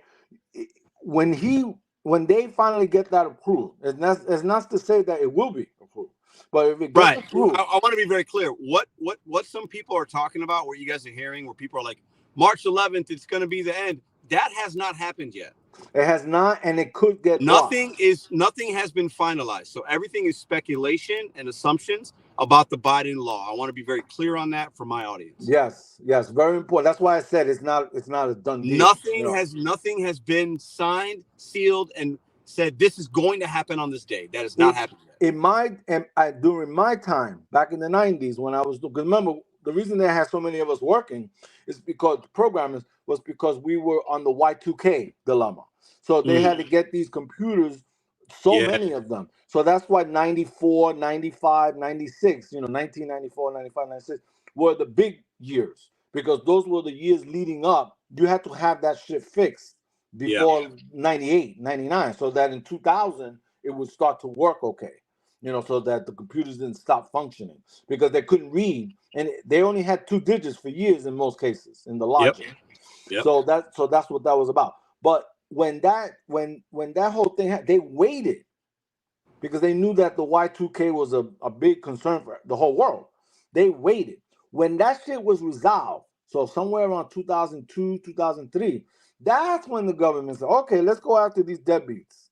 You understand? And that's when that happened, because at that point, it didn't matter if they lost a bunch of people because the It's a good point. Y2K problem was resolved. So And for my audience, I want to be very, we as independent contractors, 1099s, you guys have got to take personal responsibility for your taxes and making sure your things are lined up correctly, because there's two things that are certain in America: taxes and death. Okay, so if you don't have your stuff together, it will catch up to you at some point. Some of you might be able to skate by, but not all of you. So if you want to risk and gamble with your future money and your future livelihood, the government's coming for you at some point, whether it's through the gig apps or it's through you. So just be very careful with how you move when you're doing your side hustles. Go ahead, Sam. So I firmly believe that all of this is orchestrated. There's no accidental timing here. This whole delay, remember that Biden has been talking about this since the first couple of years of his administration. This is not a new thing. This is something they've been talking about. There was a proposal a couple of times already. So this is just now they have to do it. They don't have a choice. They have to do it, because now it's getting to the point where 66 million people is a lot of people. And while you're right that people that are doing for DoorDash and Grubhub and Instacart and stuff like that, that's a small amount of it. It's a small amount, but and most of them are part-time, like you said. Yeah. But not in Uber, in rideshare. Not rideshare. Rideshare is people are doing it for a living. So they're leasing cars with a commitment to pay, and they have to go out there and work. And a lot of those leases are subsidized through Uber itself. Because they have a lot of these people. I think they stopped doing that, but they were at one point. You could get the whole. They were. I don't think they're doing it. I don't know think, if they're doing it now or not. I think there's still an option, but it's done differently than it was before. Yeah.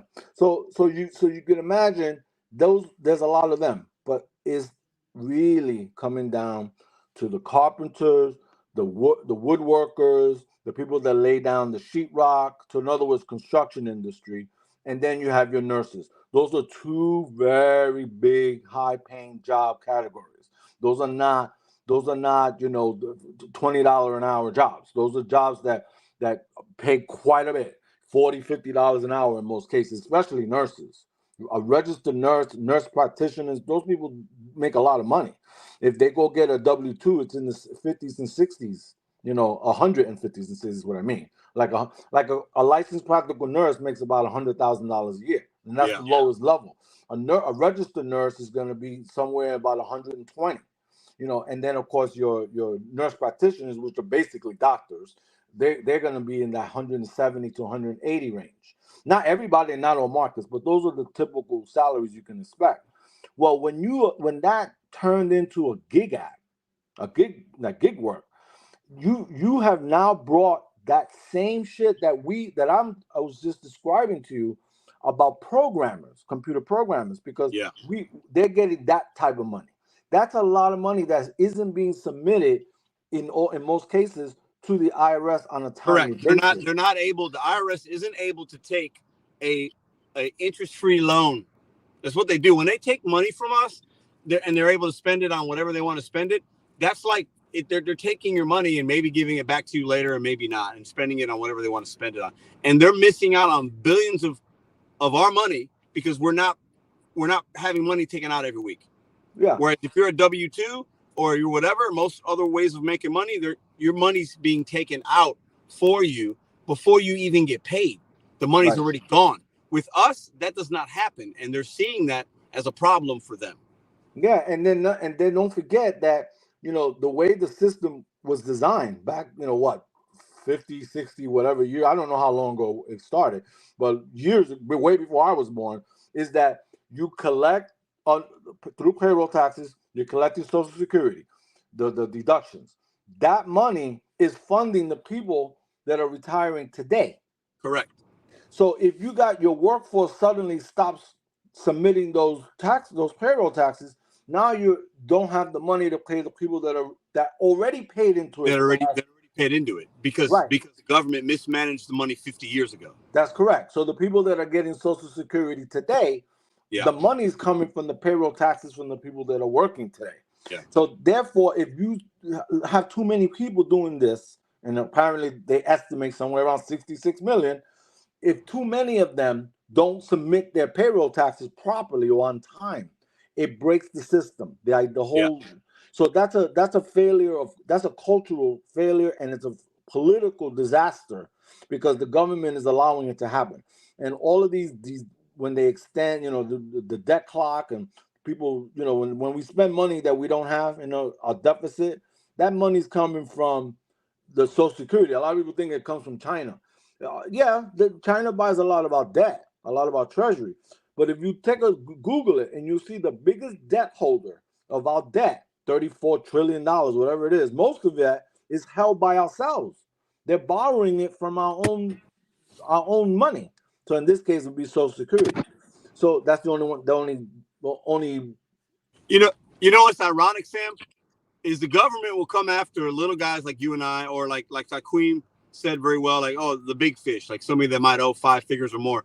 But what's hilarious is we have an entity coming after us trying to take care of our families when they can't take care of their own money. They mismanage their money, but they got the balls to come after us for whatever. The irony in it to me is laughable, because they have these $1 trillion debts because they can't manage the country, but then they're coming after us because we're just trying to manage our families. Like, to me, it's like hysterical. And don't forget that meantime, while they're coming after us, they keep extending these tax breaks to the rich that don't need. So, they give tax breaks to the big corporations. They bail them out, but then the average person in America is struggling. It doesn't make any sense at all. It's a terrible situation. It's not just the Biden. It's not just Trump. No. I include both parties in the shit show that we are living in. That's how I look at it. Yep. I think they're both equally liable for the mess. I mean, the main cause of the problem, in my opinion, is greed. It always comes down to greed. Okay, the reason that we are so far apart, right? Why the people that are making the millions of dollars possible for DoorDash, for example, Tony Xu, right? Is your grunt, right? Because if you don't have people like us going out there, standing on a line, waiting for a freaking McDonald's food, putting it in their car, using their gas, their time, and getting stuck, say, for example, with a flat tire, which you don't get compensated for, because now you got to deal with the flat tire, all that kind of stuff. All that is our issues, right? Meanwhile, they are what are we making? We're making maybe $30,000, $40,000 a year if you're doing it sort of full time, right? Yeah. That would be about $40,000 is, I believe, $20 an hour. Yeah, so, I made $40,000 with DoorDash in 2023. That doesn't include Instacart and the other ways I make money, but $40,000 is what I made with just DoorDash in 2023, and that's doing it full time. And that's basically $20 an hour. That's what that is. $20 an hour. If you do 40 hours a week, is $40,000. Yep. Right. Now, the thing is that. So what do we got? We make $40,000. We still got to pay for insurance, wear and tear on the car itself if it's not paid for, and then of course the gasoline. So we make nothing. I mean, really, let's be realistic. That's why I always tell people that's why you have to have other ways to make money. Right. If I only had DoorDash and nothing else, we'd be struggling. Yeah, in the meantime, they're sucking 30% out of the poor goddamn restaurant, okay? Maybe not poor McDonald's or Burger King, but the other mom and pop shops. Those are the ones that are getting burned by DoorDash. And then you have Tony Xu and the rest of his people, which I'm sure are wonderful, nice, wonderful people. I'm not saying that they don't deserve to make money. But do they really need to make, $20, $30 million while a year, while the ones that are the frontline workers are barely making anything, if they make anything. So it's funny you mention that, because we talk about, I don't want to get too political here, but we're in that realm, so it's okay. But it's funny because I think a lot of us, I think whatever side of the party you're on, or if you're independent, or if you're whatever, it's irrelevant to this statement, because we have like the left, they always say tax the rich, tax the rich, tax the rich, tax the rich, right? and then the other side doesn't sometimes like that. But at the end of the day, don't we agree like that would help if we tax because when you have billions of dollars, you do not pay taxes. You just don't, because you have all the means to figure out how not to.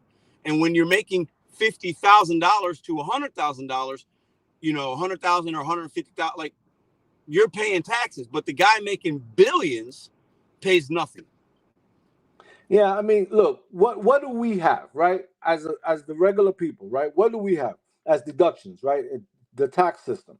Mostly, we just have our mortgages, the interest on our mortgages. That's pretty much it, and maybe property tax. That's the only thing that we have as normal, common folks to bring down our taxable income.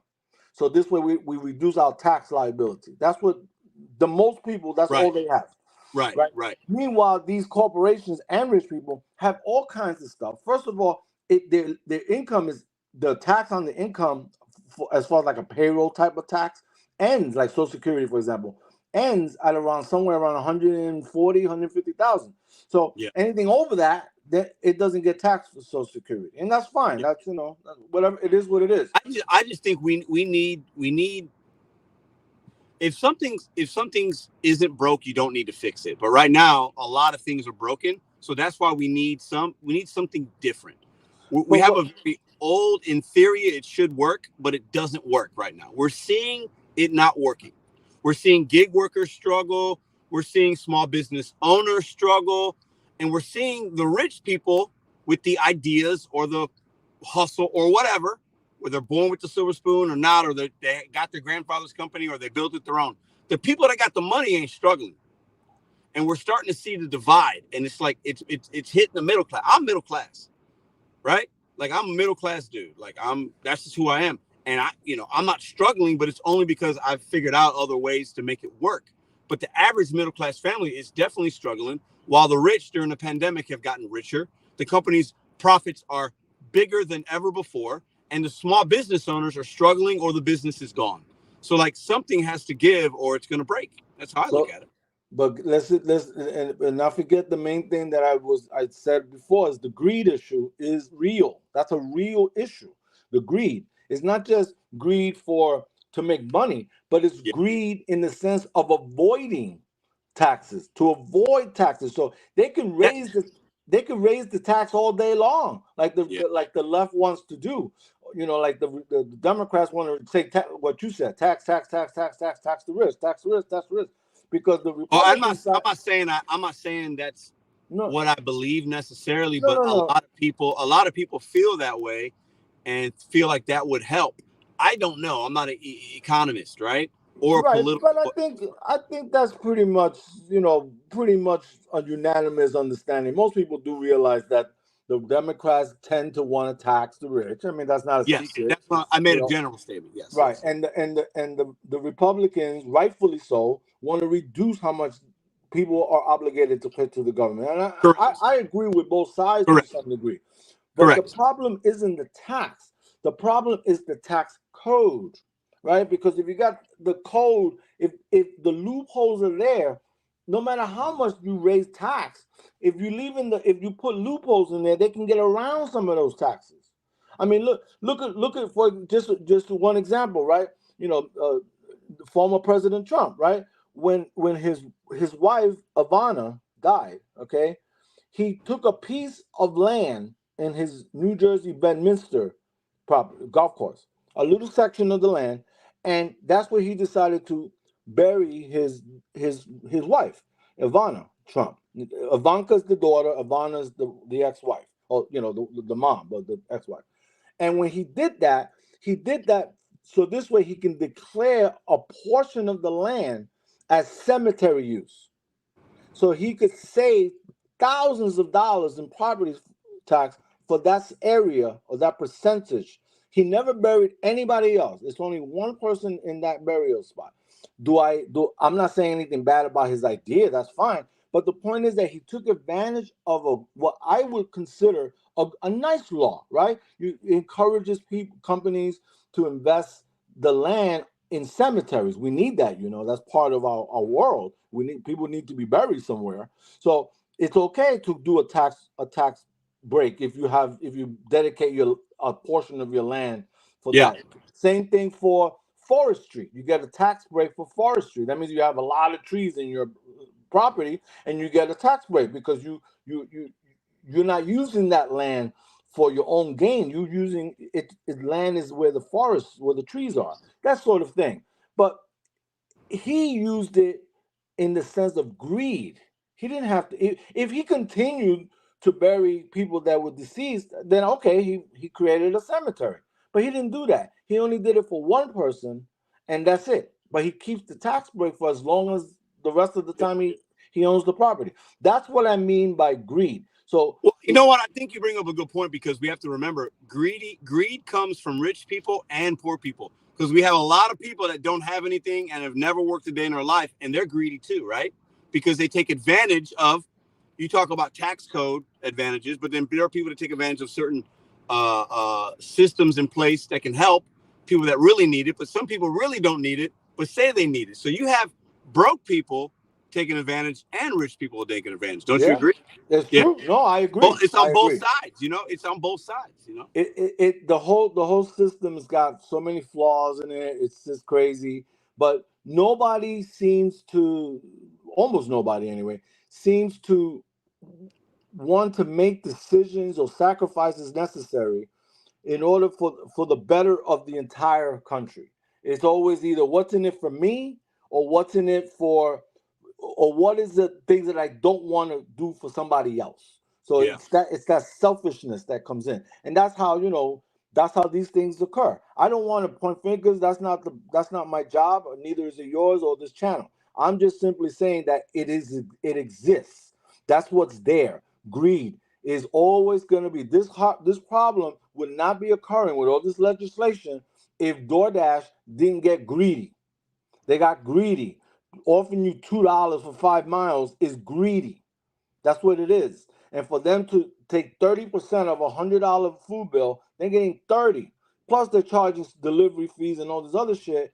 And then you're only gonna give me $2, $3. That's Yeah. greed. Yep. When you were doing it at the height of the COVID pandemic, and you were getting $10 base pay and all. In other words, everybody was in a great situation. They were making a lot of money on those orders. That money's still there. It's just that it's being sucked up by the app. It's not there. It's not there. In other words, as assuming that people continue to tip. But even the people, I can't blame them. Maybe that regular customer that you had that was tipping $5, $6, $7, $8, $9 on an order, all of a sudden their food price went from $12 to 15. Then from 15 went to 18. All of a sudden, I don't want to tip what I used to tip anymore because I feel like it's too much money already. It's Yeah. like you're taking it away. So it's greed. It's what it comes down to is greed. And I don't think greed is coming from the workers, like you and I. We're not.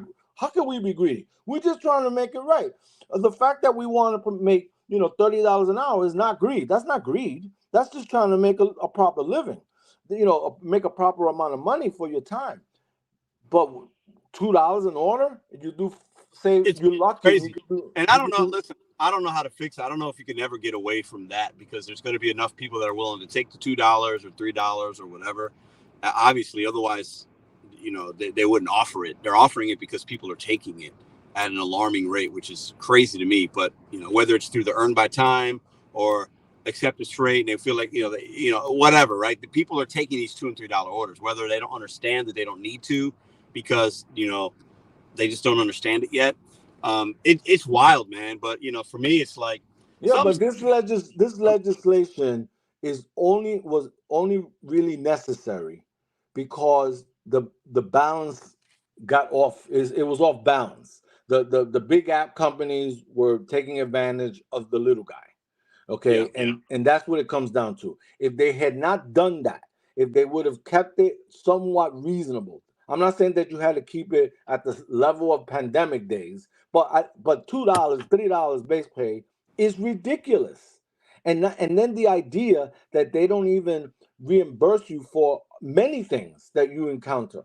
like the restaurant is late. You need to get paid. You shouldn't need to ask for it. Okay? They know exactly when you picked up that order. They know when you arrived at the location. All that shit is in the app. The GPS keeps track of everything. So they know. So it's ridiculous that we have to fight. And you know that every time you have to deal with customer service, that's unpaid time that we have to spend calling them or sending them emails for something. Or why are you making it so damn difficult? Just look, you already know the order was late. That's when we got to the restaurant. We hit the damn button. It said order not ready. We hit the button. So what more do you need to tell you? So if this is an abuse. They took the money. So that's why unfortunately, that's why legislation sort of became necessary. It's because of that. I don't think listen, if they wanted to do that from the beginning, they would have done it. But that's not what they wanted. It became an issue because people were now starting to become a debt problem with the IRS because they didn't submit their taxes, or they got sick and they went to the hospital and they didn't have health insurance. All of a sudden now, and they have a job per se, maybe they even got injured on the job. Maybe they slipped and fell, doing the job, but they weren't on an active order, so they couldn't file a claim with the app platform. So they're on their own. So now they go to the emergency room with a sprained ankle. Not a big deal, but it's going to be at least $2,000, $3,000, maybe $4,000, and they don't have the money to pay for it, right? So those are problems that would not exist in a W-2 world, right? Because if you're on the job, then you have workers' comp and things like that, But that's all part of why these legislations, I hate to say it, but kind of was necessary. Although I don't agree with it, I don't like government in my face. I don't want any of it. I've been like, I don't want any of it. I know it's going to help some people, but it's not going to help me. So if I'm being honest and being selfish, I don't want any of it. But that's just my personal feeling about it. Obviously, I know that it's going to help some. It's going to hurt some. I don't know what number or what percentage that would be, but I know for me, it probably would not be good. That's not how I want to work it's not how I want to make my money. It's not how I want to work, and my freedom and flexibility. And I got to do this now. I got to do that. Like when really I'm doing fine with it now, and I'm being responsible citizen, and now I get punished for that. So for me, it's like personally, I want it, but I also realize I also have to be realistic and realize it's going to help a lot of people if it happens. Now, my hot take is I don't think anything's going to change in 2024. I don't think there's going to be no new legislation in March. I don't think I'm going to have to schedule. I don't think we're going to be employees. I think anybody that thinks that is being too sensationalized, I guess. But I think nothing's going to happen in 2024. I could be wrong, but my opinion is the way we do gig work in 2024 is not going to change. That's how I look at it. I don't think. Just give you an example, right? I have cameras in front of my house. Okay. Now my cameras only activate when there's activity in front of my house. Now in front of my house, because I have the sensitivity turned on a certain way, it also picks up when somebody pulls up in front of the house. Not necessarily comes into the property, but is on the sidewalk or on the street directly in front. Yeah. I used to, on a daily basis, I would have like 100 clips, that it would just record for 30 seconds or whatever because it picked up some sort of movement. Now, since legislation stopped, maybe 20, 25 a day.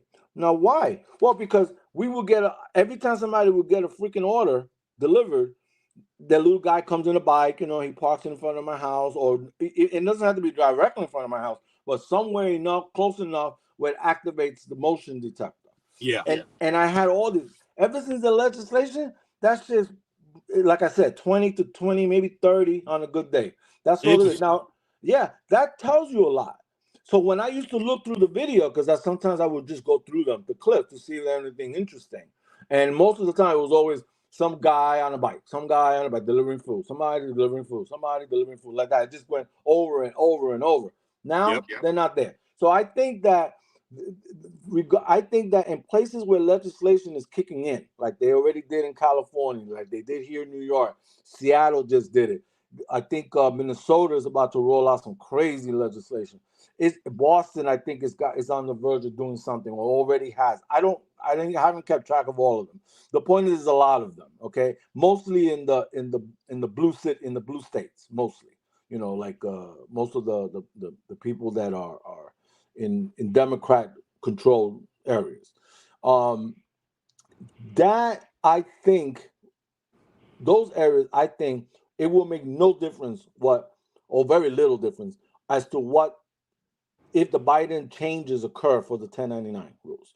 Because at this point now here, it's almost like that. It's almost already a 1099 in some ways, right? Because they're not going to expect that the astronaut have to pay you a minimum wage, which basically means they're going to self-purge. They're going to have a lot less people to work, and that's the disaster part about it. Is because now less opportunity for people to make a few extra bucks, work on the side, because there's less work available.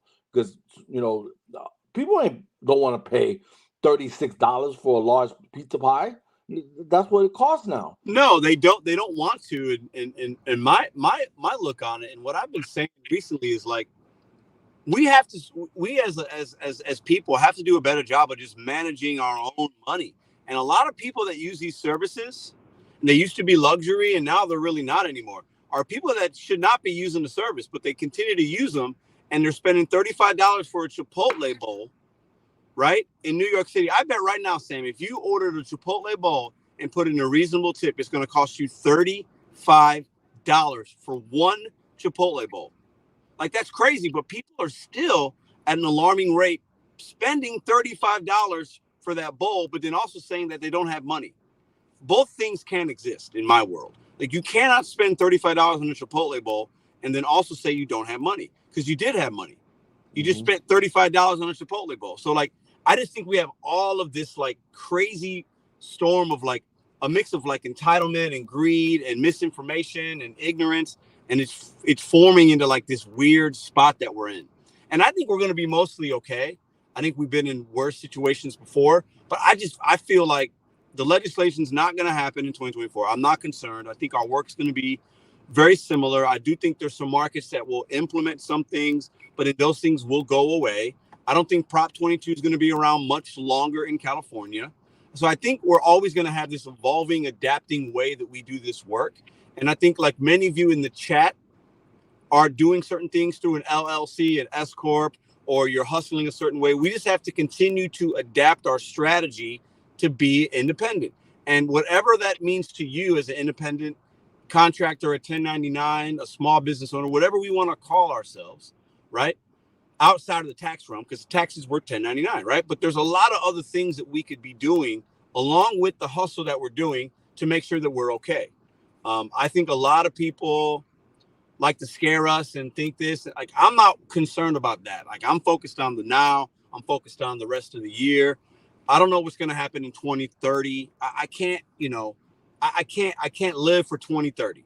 I just can't. That's me. I can't do it, And I think a lot of us we worry about things we can't control versus worrying about the things that we can control. And when you spend most of your day focusing on the things that you can control, your days become better. When you worry too much about the future and you're not controlling the present, your present becomes fucked up. And then in return, your future might be fucked up. So I look at things just a little different. I don't know. The legislation thing in New York City is fascinating to me, because I know that there's some people that like it and some people hate it. It's much like a lot of different things in America. We hate it, we love it, we hate it. We're strong about this. We're passionate about this. It's all a matter of perspective. But I think gig work is going to be very similar for the next few years. I think some people will be impacted, but the ones that are going to be really impacted are the ones that aren't willing to adapt and re-strategize, refocus. That's how I look at it. I could be completely wrong. I mean, there's so many smart people on this channel, that are regulars on this channel. Oh yeah. Just don't get complacent. Have a strategy of what you want to do, short term or long term. You say it over and over and over, and there's a lot of truth to that. And be ready, because you have to be ready to adapt. Don't assume that everything's going to stay the same. You know, there's going to be changes, and stop trying to figure out a way to get around it, but instead embrace it and adapt, because you say it so many different times, which is why I really think you're hitting it on the spot. But what people gotta understand is, listen, I know we gotta wrap this up, but keep in mind what I said to you. One of the most impactful things I just said, that I said on this phone call, all the babbling that I've been doing, has been the IRS part. Okay, that conversation to me was very enlightening with that lady, who probably said more than she should have to me. I didn't say everything I didn't share everything public, that she told me, but I will say that that's impactful. When you have, they're basically building up their army. That's what she basically said. So that means there's an army coming, and it's an army that you and I and most people cannot win a war with. IRS is a difficult agency. You can't. I mean, yeah, it's gonna. I don't. I've been audited once. Man, I think it was about 8 years ago. And it wasn't a fun thing. I mean, it wasn't easy. It wasn't hard. It wasn't easy. It wasn't fun though, right? You got to get your last 3 or 4 years, I can't remember, of tax information, submit some things. And the reason I got audited is because I basically went from like a W-2 making decent money, and then like I stopped and I was doing consulting, being a small business owner for myself and a group of 2 other guys. And that must have triggered something. Anyways, I got audited. It wasn't fun. And I'm not saying gig workers are going to get audited by the tens of thousands. I don't know. What I'm saying is we just have to prepare ourselves and be ready to adapt at a dime, like adapt quickly, because things are going to happen. I think the way that we make money with rideshare, DoorDash, Uber, Instacart, I think that the way the interface of the app will look and the freedoms that we have in it, I think that will not be compromised in 2024. That doesn't mean it won't be years from now, but I think this year, I think everything's going to stay pretty much the same. But just we have to be aware and know that things could be on the horizon. People might want to implement certain things, but it doesn't mean that it's going to be necessarily all bad for us, because we don't know what that is until we get into it. And I think we ought to understand these political people have agendas. They want your vote. They want backing from companies. So they look at us not trying to help us. They look at us as a vote to secure power. That's how I look at politicians. That's why I don't really rock with them. I think most politicians that tell us something are lying. That's how I feel. That's a personal thing. You do what you. But they want our money. They want our vote. We can do more for ourselves than anybody else can do for us. I'm very staunch on that. Not everybody will agree with that, and that's fine. But for me, once I started figuring out like I can do more for me than me relying on a friend, a family, a government, it's changed the landscape of my life. It's changed the landscape of my finances. It's changed the landscape of my health, my mind, my body, my spirit. Everything has changed once I realized it's all on me. Like that's, that might be heavy for some of y'all, but that, I have to be real with y'all. That's my perspective when we're talking about things like this and legislation and government. And I'm not worried about it because I'm always going to be good because I'm Pedro. Like, you know what I'm saying, Sam? Like, I'm not worried about what the fuck Joe Biden does. I'm just not. And not everybody will agree with that. And I respect that. But I will always control my movements, regardless of who's in office, regardless of a legislation.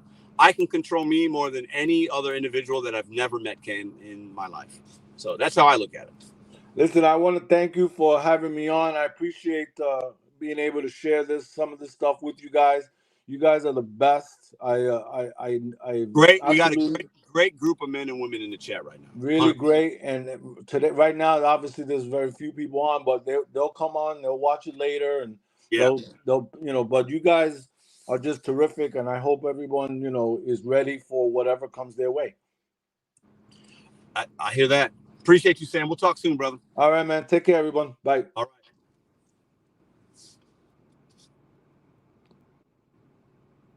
Shout out to Sam. Listen, we are still in this damn line for the oil change, y'all.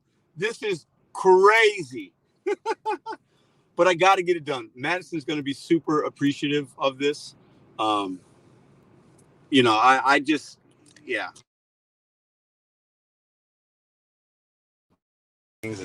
It gets fun, but I think it's okay. We're all adults, I can't see you, man. Hold on 1 second. Sorry, I can't see you. Okay, we good? Okay. This line has been crazy here. I know when we start talking about things. What the hell?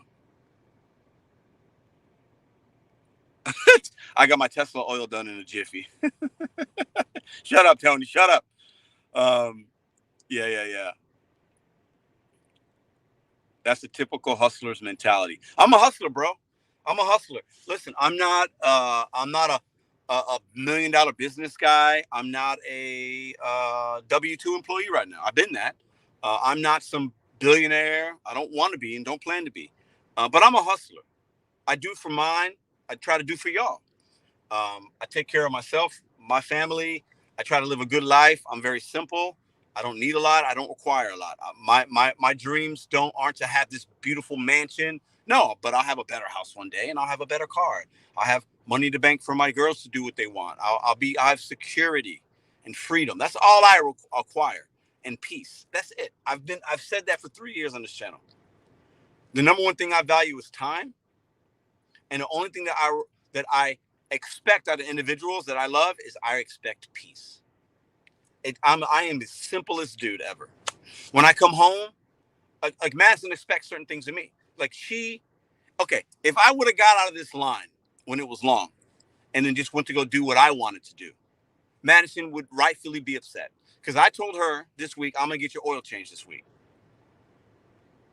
So my job, because that's my role, is to sit in this motherfucking goddamn line for 5 hours and get the oil changed.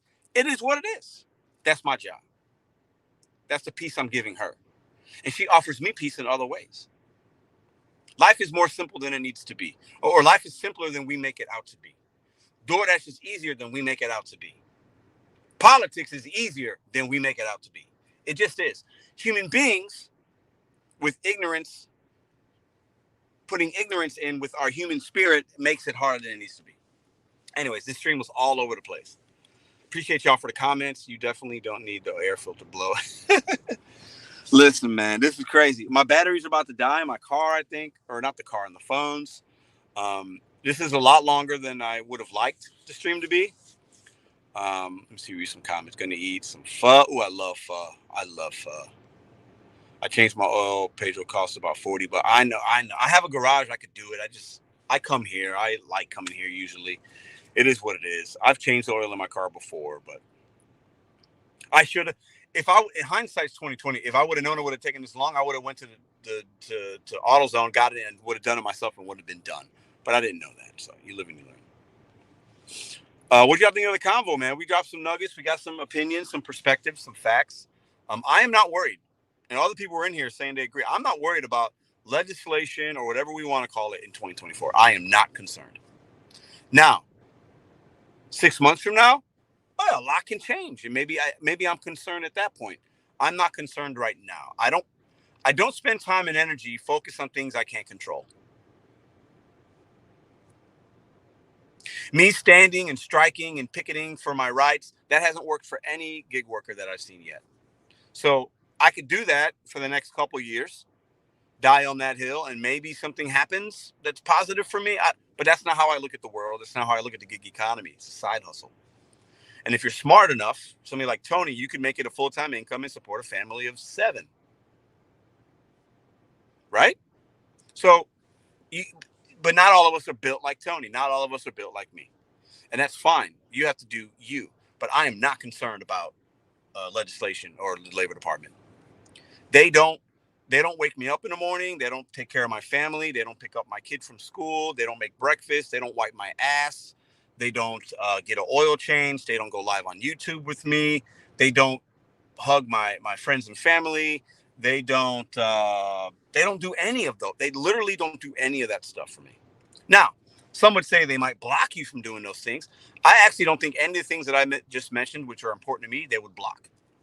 Not at this point. So I choose not to worry about individuals that don't give a fuck about me. Because I'll tell you this right now. This might get me canceled. Government don't give a fuck about Pedro DoorDash Santiago. So why the fuck should I give a fuck about them? Why would I care about an individual that does not care about me? I want you to think about that. Take that home with you tonight. Why should we care about individuals that don't care about us? Instead, focus your time and energy on individuals that do give a fuck about you. Your friends, your family, your local community, your neighbor. The little old man that lives 2 doors down from me gives a fuck about me more than Joe Biden. Point blank, period. So I care more about him than Joe Biden. His name is Joe. It's a good man. That's who I focus my energy on. Fuck. Ooh, I almost said something that probably would have got me canceled. I almost said fuck the GOV. But yeah, that's how I feel. I don't need them. I'm different, y'all. Y'all can agree or disagree. But that's not how I choose to live my life. I see I see people that die from heart attacks and they look like they haven't slept in weeks and they're on TV talking about all this political stuff and da da da da da da da da. I get it. That's their passion. They look miserable to me when they do it. They don't look happy. Doomsday, gloom and doom. They don't look very happy. I choose to focus on myself, man. And I call that selfishness. I'm okay with that. And I know this world's crazy, man. A lot of gig workers ain't making money. I get it, but I'm not the savior of the gig community. I'm not here to save you. I'm here to help and entertain and offer you perspective and challenge. I'm not here to try to save you. You need to save yourself. If that's not a hot fact, I don't know what is. We need to start taking personal responsibility for our actions and our finances. I fucking swear to God, I promise you, if you start doing that, you will live a better life. I swear to God. Maybe I should run for politics because I probably get some motherfucking votes. We need to start taking personal responsibility for the things that we have or don't have.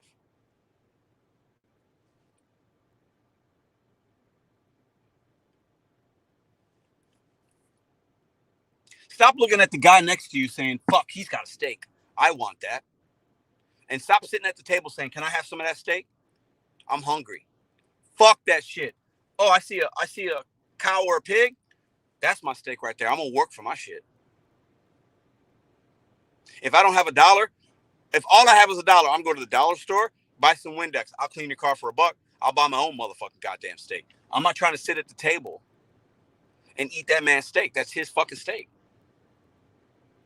I'm going to get my steak. I ain't worried about that dude. I'm happy for him. Eat your steak, man, whatever. As long as you're not an asshole, as long as you didn't steal it from somebody, I'm cool with it. It's not my business. But as long as you're not an asshole, I'm cool. And I'm also not going to look at a poor person that steals an apple at the store like they need to be in prison for 5 years. No, because maybe they're just hungry. I can worry about me. I ain't worried about that rich motherfucker. I ain't worried about that broke person. This guy right here. I control my universe. I am the main character in my movie. If I start worrying about other people's movies and how they're acting, then I'm not playing my role as a man. You get paid based on the level of problems you can solve. I like that. Vote for Pedro. Vote for Trader. What up, Trader? In the building. What up, bro? I tip my cap to you, young man. Tony really does not like Joe Biden. Neither does my friend Jeff. Jeff is like my best friend. He's like, FGB.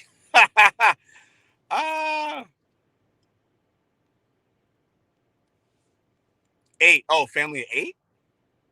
Oh, it is 8. Damn, sorry. It is 8. It is 8. Tony's like, fuck you, Pedro.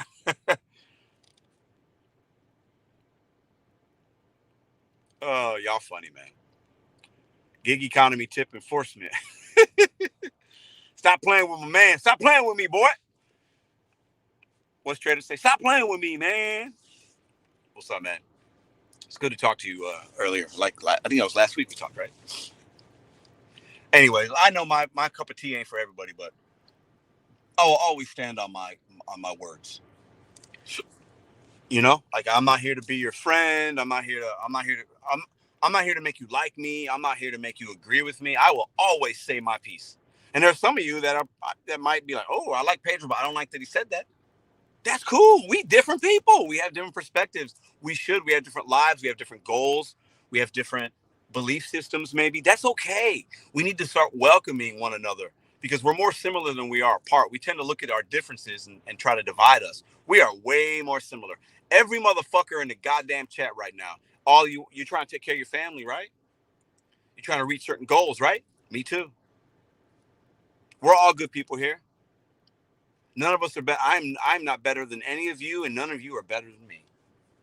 We're all doing the same kind of work, trying to do the same kind of thing.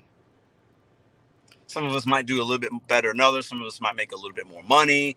Some of us might make more profits. Some of us, but at the end of the day, we all trying to achieve the same thing out here, man. And anybody trying to stop me from achieving my thing, I might give them energy for a minute on a video. I might call them a clown, blah, blah. But at the end of the day, I dismiss them. When I get home, it's my girls, it's my family, it's my legacy, it's my long-term girl, it's my plans, it's my friends, it's my family, it's making content with y'all, it's vibing with y'all. Fuck everybody. Like, I literally don't care about everybody else. I can't care about people I've never met. And call me not empathetic, but I know what empathy is. I live it every day. I can't worry about some dude sitting in a desk at the White House. I can't worry about some labor person that got a job that they deserve or didn't deserve.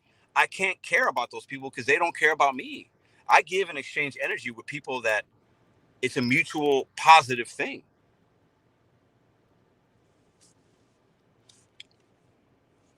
That's how I look at it. I cannot believe I'm waiting this long. I'm about to run out of gas. I've been sitting in, how long have we been here, y'all? We've been live for 3.5 hours. We've been sitting here for 2 hours. When we pulled up, that guy said 30 to 45 minute wait. We've been in this line for 2 hours. Like exactly 2 hours. I'm looking at the timestamp. Yep. We got here about an hour and a half into the stream.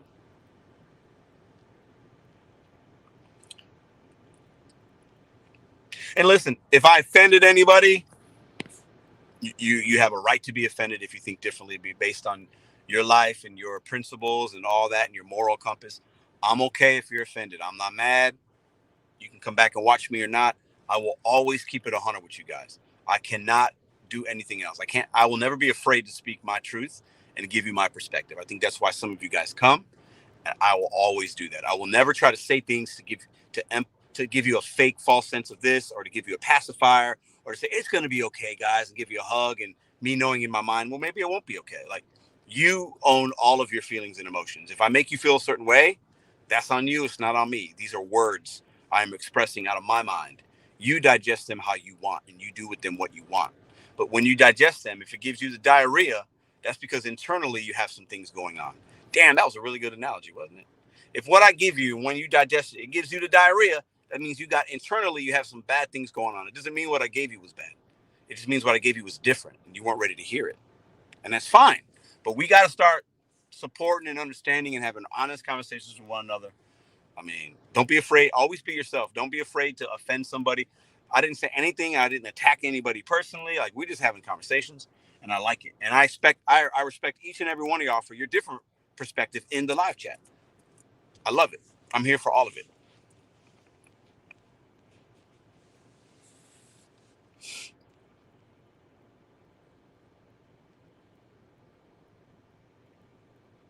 Wipe my mother's car down anytime it snowed. There you go. So, man, this is taking so long to do this. This has taken up a lot of my afternoon. I should have been home an hour and a half ago. I should have also had my beard trimmed. I still have to do that.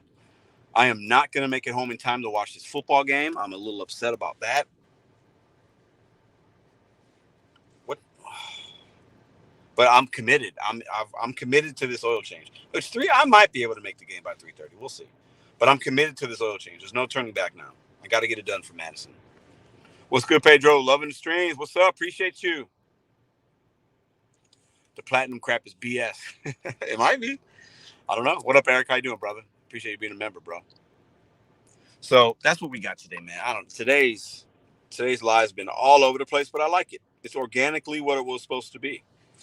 The title was DoorDash content is dead. Why the haters are wrong.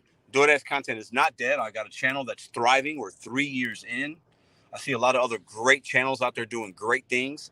We see representation from a lot of different markets, a lot of different people, a lot of different backgrounds. I absolutely love it. The gig space is going to continue to grow. It's going to continue to give people other ways to make money. It's going to continue to have new drivers come in here and make more money. It's an absolutely fantastic place. It's never been better before. Who we watching at 3:30? Ravens and Texans play at 3:30. I put a $100 bet. I'm going to double my money. It's a betting ticket. I placed that earlier. Oh, it looks like we're okay. We're one car behind now. We are almost in the bay. So the guy in front of us is going to get in the bay, and then we're going to be next after him. He's got a truck, so hopefully He's just getting something simple. Oh, he's got temp tags, though. I really pray to God, or whoever is up there, that the gentleman in front of us with the temp tags on his truck isn't getting some kind of inspection and all kinds of shit. Otherwise, oh my God, we might be here for a hell of a long time. Because he got the temp tag that tells me maybe he's got to get an inspection to get his real plates. Bet that. What up? What up? Anyways, what else y'all got? You guys got anything? I can end the stream right now. I think it might be a good time to do that. Unless you guys got something pressing, a pressing matter. Stream was all over the place. I'm gonna chop this stream up into 2 different streams, I think. Jeff, I'm on Hampton, Valvoline on Hampton, next to like 5 blocks from Chippewa, across the street from the Midas. You know where? Pull up, bro. Pull up. I'm hungry, man. Bring me some food now. Oh, I've been out way longer than I wanted. I thought this live stream was going to be 2 hours tops, but we're at 3 hours, 3.5 hours.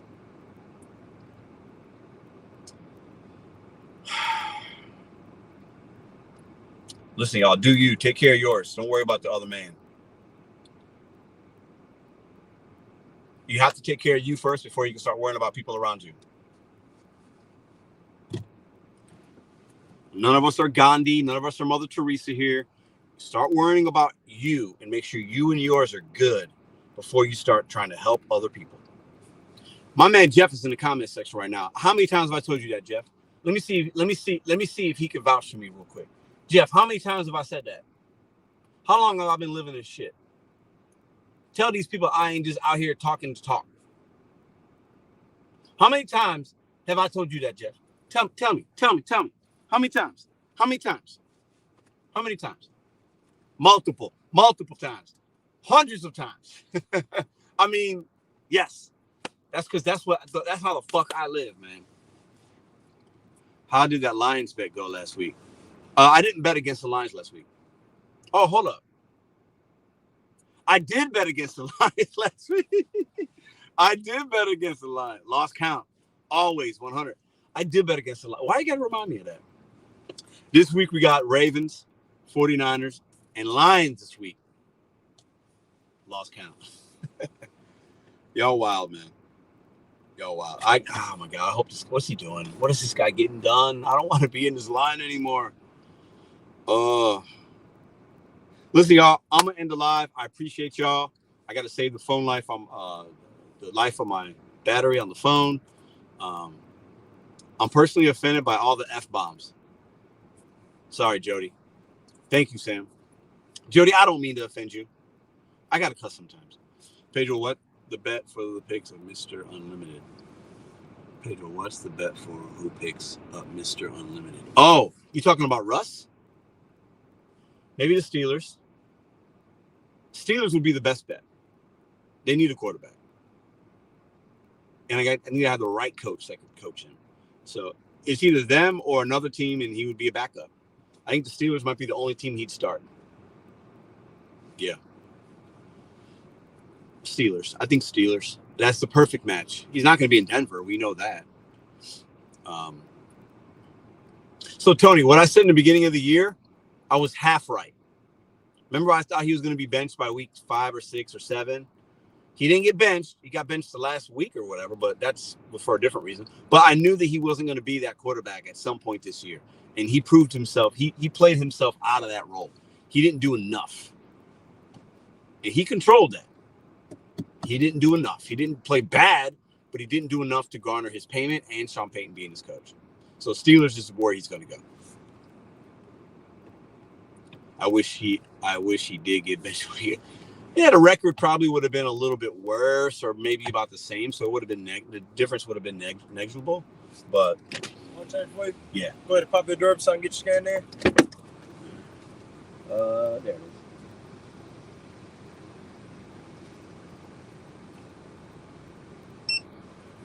Thanks, man. No problem. Give us about 5 minutes. Okay. Y'all are great. Appreciate y'all for watching. We talked about DoorDash content creation, and DoorDash as a whole is not dead. If anything, it's on the rise. DoorDash, a lot of cool DoorDash content creators are doing all kinds of things. I mentioned them in the beginning of the show. So if you're coming in late, go to the first 20 minutes, rewind, watch that 20-minute segment. I gave some shout outs and various other things. We talked about impending legislation. We talked about New York City regulations. We talked about betting on yourself. We talked about personal responsibility. We talked about waiting 2 hours for an oil change. I'm going to get my beard trimmed. And then we placed a sports bet, $100 to win 207. Y'all have a fantastic day. Jody, I have to cuss sometimes. I'm sorry. Cover your ears. Next time I'll say cover the ears because I really like Jody. But I have to cuss sometimes. I'm me. I have to be myself. Y'all are amazing. I will have a video for you guys tonight. Choose to watch it. Choose not to watch it. Appreciate all the love. Appreciate all the support. Take care of the good people around you and be a good person for the people around you. I'm out of here.